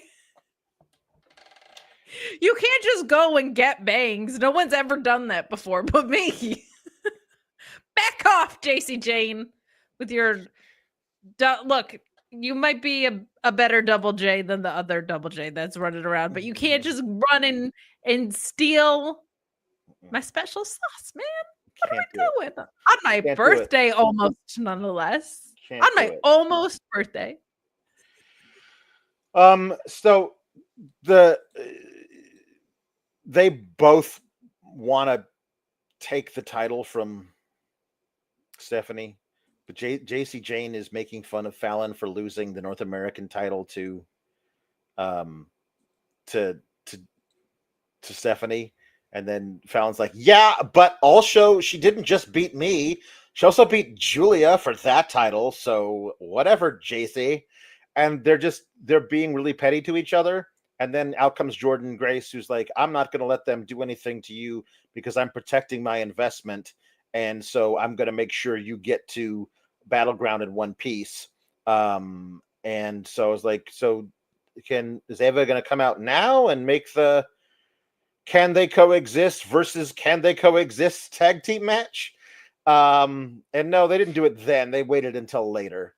But where nobody can coexist, and the whole thing just breaks down. I thought the whole thing was like, oh, can they coexist? But then in the middle of the match, we're going to see that the team that should be able to coexist really can't coexist. I thought we were going to get the Fallon versus JC turn tonight, but no, they're just going to.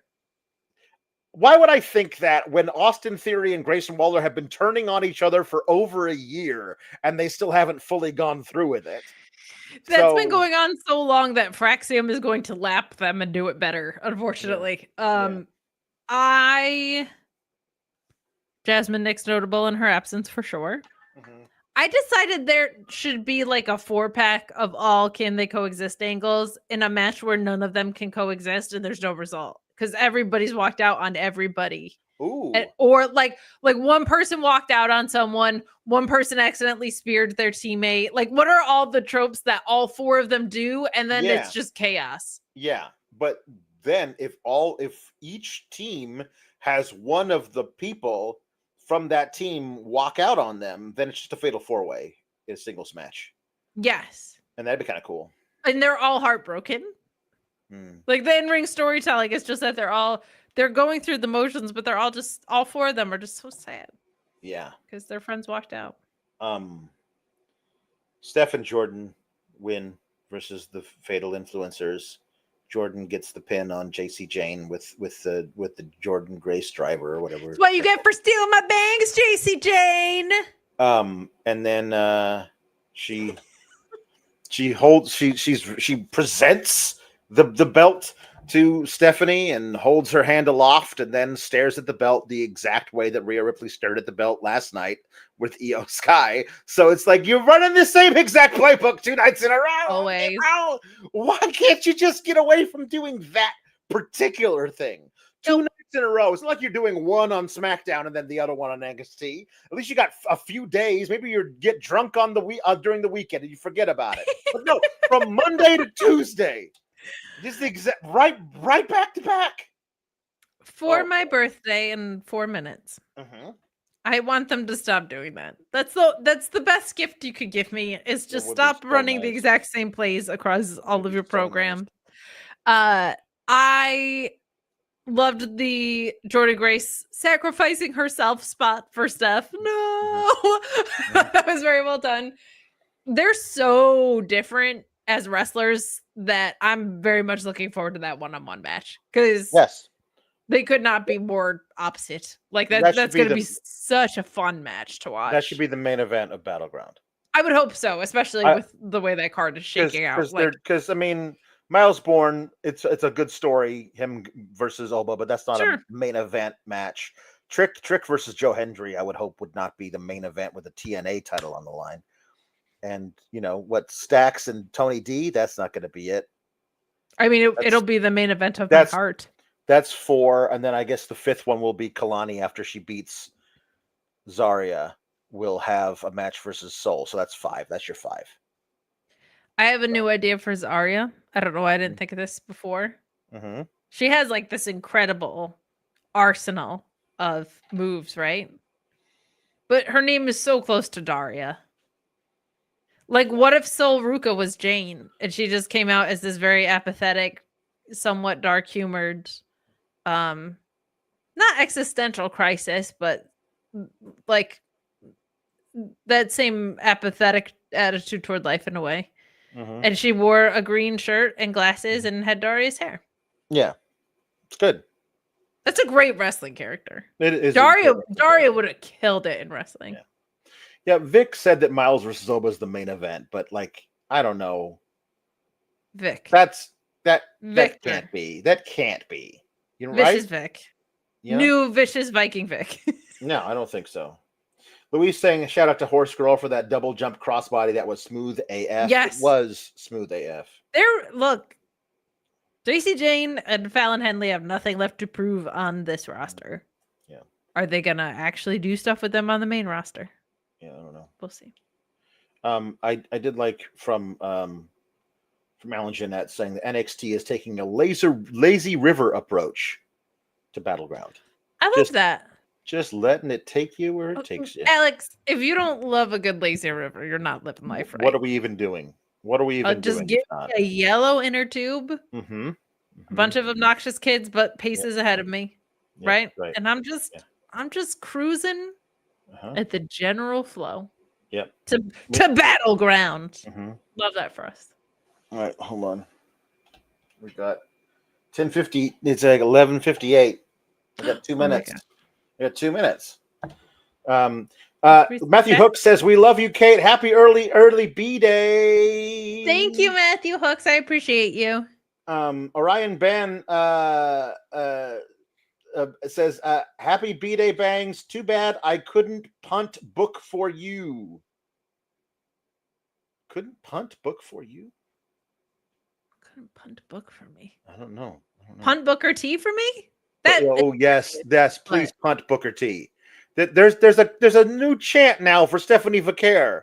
La Primera, La Primera, I don't think we need to punt him, but if you could just mute him, that would be great. Yeah, that'd be nice. Jess Ricardo says, "All hail the Sour Queen on her 21st birthday." Thank you so much, but I'm actually 25. 25. Yeah, that's been established as part of SGS lore. Definitely not my late 30s. Yeah. Paul Elizabeth says, "Happy B-Day, -1." Well, almost now. From your loving parents, your loving sister, and your loving brother, JW Pringle.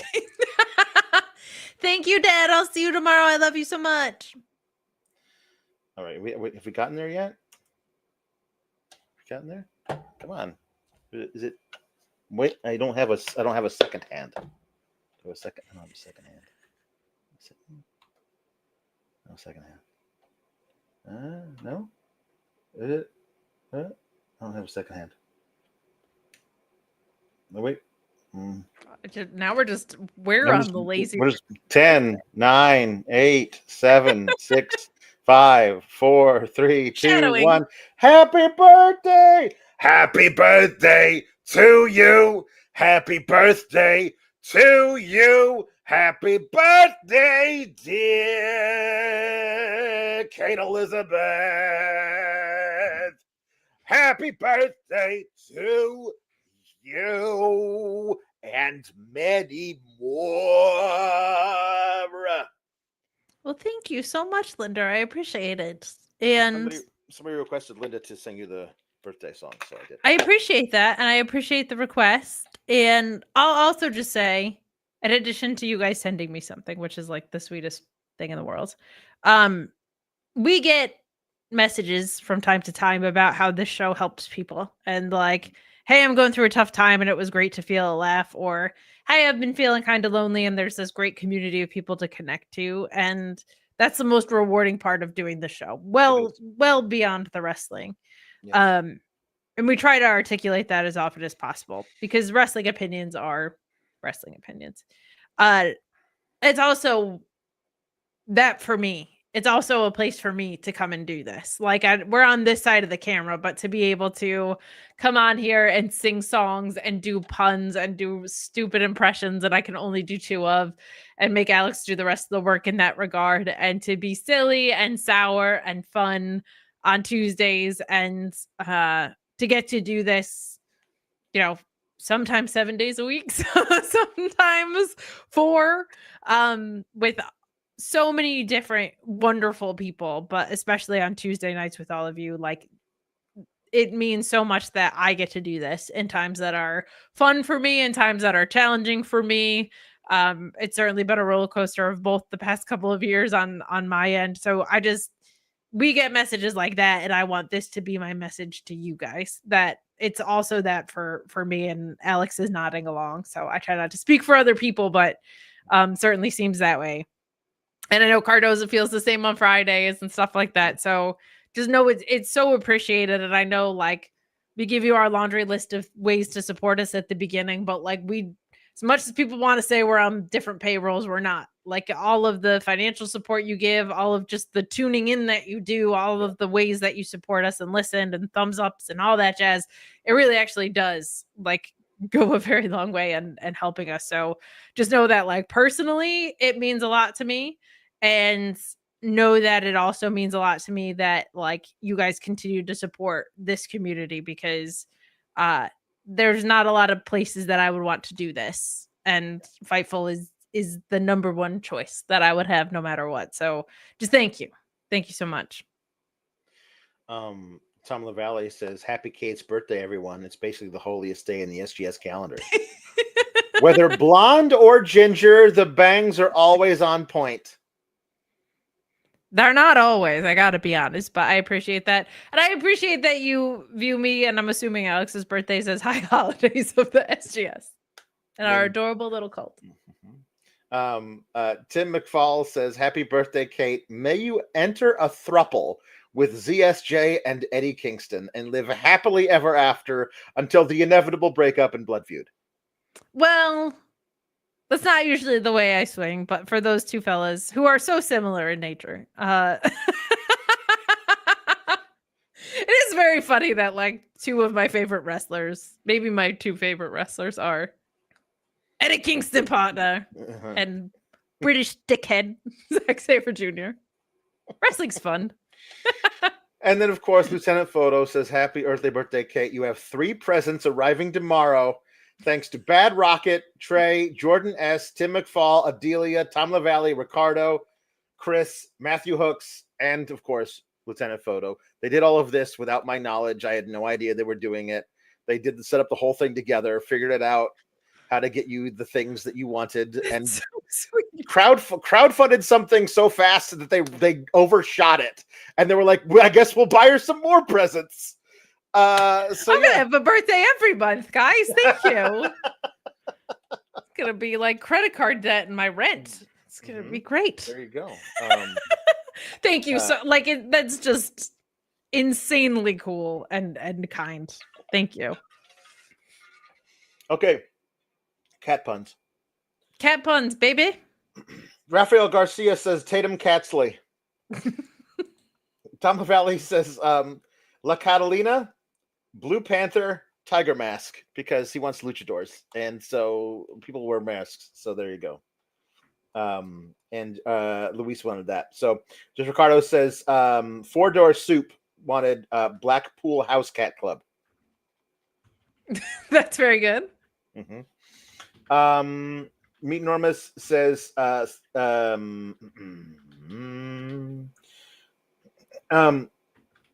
Feline Henley, not Fallon Henley, but Feline Henley. Very nice. Gato Americano.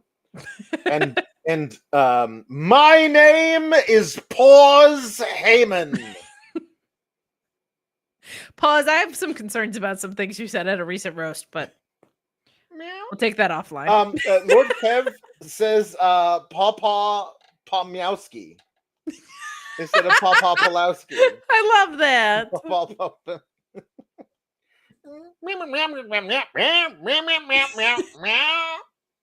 What? It still ends in a what? It still ends in what? Jambeard says Alex Pawslowski. Russian blue leg sweep. Very nice. And Scottish fold psychopath. Just Ricardo says the Maine Coon, Becky Lynx. Very nice. Meet Norma says Bam Bam Bobcat. Penta El Cerro Canines. And Cat McAfee. Cat McAfee's really good. It's very it's simple. so right there. It's right there. Jambeard says Matt and Nick Katzen. The young cats. Very good. The evil Evie kitties. Chris Pereira says litter mocks. Not a litter box, but a litter mocks. A litter box. Jambeard says I was gonna say it myself, but Jambeard says Purdy Peter Avalon. Legend. Tom LaValle says Rum Tum Tugalo. And Mr. Ms. Toffolies. That's very good. Mike Schutt says Mungo Jerry the King Lawler. Skimble Seamus. Grizza Brie Bella. Coda Bustopher Jones. Drew McCavity. And Jenny Dolph Ziggler. I don't know cats well enough to know any of those. Louisville says Bam Bam Bigglesworth. Meow Yim. Garfield the Wrath. Garfield the Wrath. Mr. Perfect. Stop. Very good, right? That's really good. My neighbor El Totoro Blanco. Ernest the Cat on a hot tin roof is what they wrote. Cheshire Benoni. Cheshire Benoni is really very, very good. That's very, very good. CM Punk's favorite cat breed, the Ragamuffin. Very night. Excellent. This is night. There are so many jukeboxes. Okay, so I already did the one to sing. Oh no, Luis is never gonna mod for us again. I know. Okay. Hold on. These are all. So apparently, Jambeard saw a video saying there were 37 songs called "All My Life," and so wanted to request a bunch of them as a theme. So why not? Jambeard says Gunther to sing "All My Life" by the Foo Fighters. There's so many. All my life I've been searching for something. Something never comes, never leads to nothing. Nothing satisfied, but I'm getting closer to the prize at the end of the rope. All night long I dream of the day when it comes around and it's taken away, leaving with the feeling that I feel the most. Feel it come to life when I see your ghost. Come down, don't you resist. You got such a delicate wrist, and if I give it the twist, something to hold when I lose my grip, will I find something in there to give me just what I need? Another reason to plead. One by one, hidden up my sleeve. One by one, hidden up my sleeve. Hey, don't let it go to waste. I love it, but I hate the taste. Weight's keeping me down. Hey, don't let it go to waste. I love it, but I hate the taste. Weight keeping me down. Yeah. There was one by the same title that was so dark Luis had to reject it, and I'm howling at that. Yeah, it's too bad. So okay. Linder to sing All My Life by Casey and JoJo.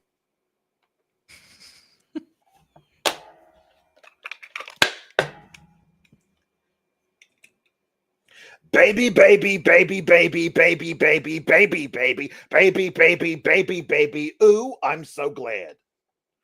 I will never find another lover sweeter than you, and I will never find another lover more precious than you, more precious than you.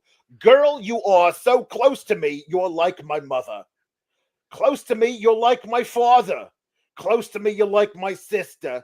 Close to me, you're like my brother. My brother J.W. Pringle. You are the only one, my everything, and for you this song I sing. And all my life I pray for someone like you. And I thank God that I finally found you.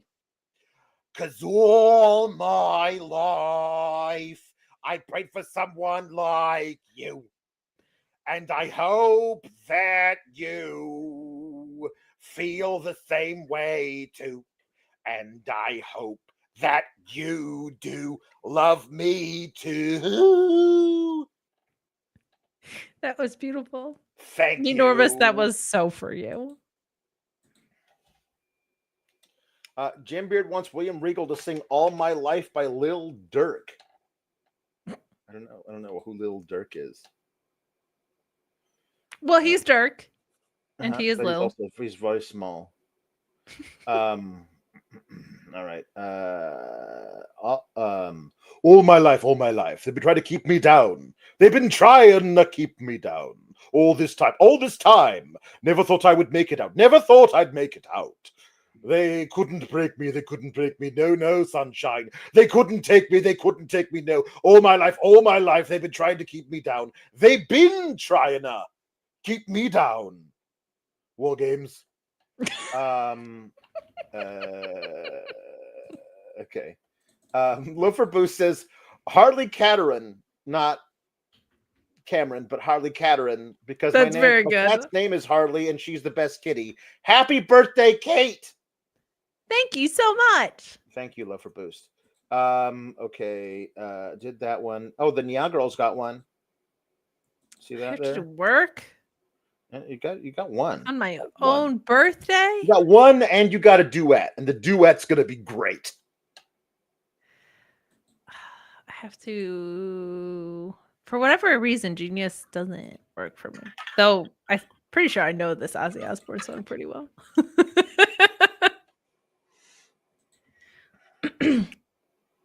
I was standing at the edge, looking down at myself as a child, and he looked back at me, crying tears of defeat from his eyes. He said, I know all the lies that you hide behind every fake smile. Am I gonna be lonely like you for all my life? I've been living in yesterday. All my life, $1 short and $1 too late. I was standing at the edge looking down at my drink in my hand, and it looked back at me saying, how in the hell have you been? I have been drier than dirt, dragging all of my thoughts through quicksand, now quenching my thirst, and I'm running like all my life. I've been living in yesterday. All my life, $1 short and a day too late. All my life. Yeah. Very good. Lord Kev said in a late one. No more, by the way. We're trying to get out of here quickly. Lord Kev sent in Nathan Fraser singing Rump Shaker by Rex in Effect. All I want to do is zoom, zoom, zoom, zoom, and a boom, boom. Just shake your rump. All I want to do is zoom, zoom, zoom, zoom, and a boom, boom. Just shake your rump. All I want to do is zoom, zoom, zoom, zoom, and a boom, boom. Just shake your rump. All I want to do is zoom, zoom, zoom, zoom, and a boom, boom. Just shake your rump. Check, baby, 1, 2, 3, 4. Check, baby, 1, 2, 3. Check, baby, 1, 2. Check, baby, 1. It's called the Rump Shaker. The beats is lot sweeter than candy. I'm feeling manly, and your shaker's coming in handy. Slide down my cloth from New York down by your Virginia, ticking you around Delaware before I enter. Turn to seduction from face, hips to feet. A wiggle and a jiggle can make the night complete. Now, since you got the body of the year, come and get the award. He's a hit. He's like a long, sharp sword. Flip tails, let me see you shake it up like dice. The way you shake your rump, turning mighty men to mice. But A plus got a surprise, it's a backbreaker. Then let me see you shake your rump like a rump shaker. Take it, Axiom! Just shake your rump. All I want to do is zoom, zoom, zoom, zoom, and a boom, boom. Just shake your rump. All I want to do is zoom, zoom, zoom, zoom, and a boom, boom. Just shake your rump. Thank you. That was beautiful. I moved emotionally. You should be. We have a duet, and then I think we'll end with the other one. So, just Ricardo wanted Dusty and Sheeler to do the Garfield and Friends theme song. I don't know if I've done a Sheeler without my linter, but I will try. It's me. I'm here, gonna do the Garfield and Friends theme song. So hold on, now how are we gonna do this? Hello, Sheila. It's nice to meet you. So here we go. I don't know how we're gonna divvy this up. This is very interesting. How about I'll just do I'll do you do the first half, and then I'll do the second half. I can't open it, and now I can't find the right. Oh, that's not good. You can't open it. This is not good. This Garfield and Friends theme song lyrics. Luis, can you copy and paste them? Sorry. Oh no, this is terrible. It's okay. We're gonna make it. We're gonna make it after all, just like Mary Tyler Moore in that show from a long time ago. It's so true. Well, you can start us off, and then hopefully Luis. All right, okay. You do the second part. I'll do the first part then. Okay. Here we go. Ladies and gentlemen, Garfield and Friends, we are ready to party. We're ready to party. We're ready. I hope you bring lots of spaghetti. I'm scared. Come on in. Come to the place where fun never ends. Come on in. It's time to party with Garfield and Friends. Do you have the lyrics yet? I don't. Then I'm going to finish it out. Dancing fiesta, romancing siesta, samba, let's lanza, ay caramba. Disguises, surprises, and pies of, all sizes, Come on in, come to the place where fun never ends. Come on in, it's time to party with Garfield and friends. Garfield and friends. Garfield and friends. Thank you, Sheila, for your contribution. You're welcome. I came in at the end late there, but the point is that it's time to party with Garfield and friends. You got here. You're fine. All right, I got one more to sing. TNA Mayhem wants me to sing the Sweater Song by Weezer.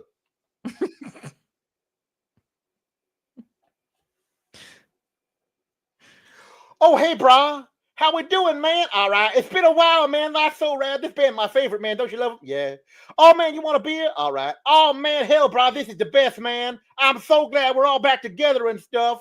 This is great, man. Yeah. Hey, did you know about the party after the show? Yeah. Oh, man, it's going to be the best. I'm so stoked. Take it easy, brah. I'm me, B. Goddamn, I am. I can sing and hear me. Know me. If you want to destroy my sweater, whoa, hold this thread as I walk away. Hey, what's up? Not much. Did you hear about the party? Yeah, I think I'm gonna go, but my friends don't really want to go. Can I get a ride? Oh no, it gone, bye. Who I think, and I die. If you want to destroy my sweater, whoa, hold this thread, baby, as I walk away, watch me unravel. I'll soon be naked, if you will, lying on the floor. I've come undone. That's hard time. When you're wearing a sweater, and then somebody grabs a thread from your sweater and walks away, and then you are naked and you lie on the floor. That's hard times, Daddy. That's hard times. All right, well, that's it. That's it. Happy birthday, Kate. Thank you so much. Happy birthday. Thank you, Dusty. You're very welcome. It's always fun on my Tuesdays and sometimes on Mondays when I come and say hi. Just hack into it. It's so much fun. Sometimes nice. Even you have some of those mango dangos and you don't always sound yourself, but I mean, yeah, that is weird, huh? I have no memory of that when that occurs. It's so weird. It's almost like you're a completely different person. It's almost like I've got amnesia. It's almost like that, but you and the rest of the gang are really so important to what makes this show so special. So yes, it's good. All right, well, I'm gonna go back to the great beyond. Okay, thank you for stopping by. All right, bye. Bye, Dusty. Hold on. Sometimes this thing just sticks when you try to hit the button, and it doesn't. Oh, yeah, I got it. Hello. Ricky. Happy birthday. Oh, thank you, Ricky. Happy birthday to you. Happy birthday to you. Happy birthday, dear Kate.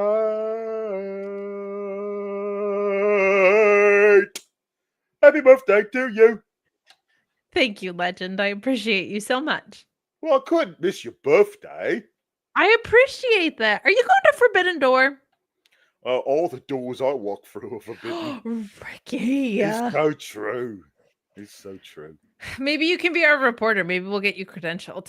Oh, I haven't gone to a scrum in a long time. We'll skip that part. All right. Well, happy birthday to you, and keep cool to all the gabagoos. Thank you. It's an honor being 25, and do I appreciate you guys? Yeah.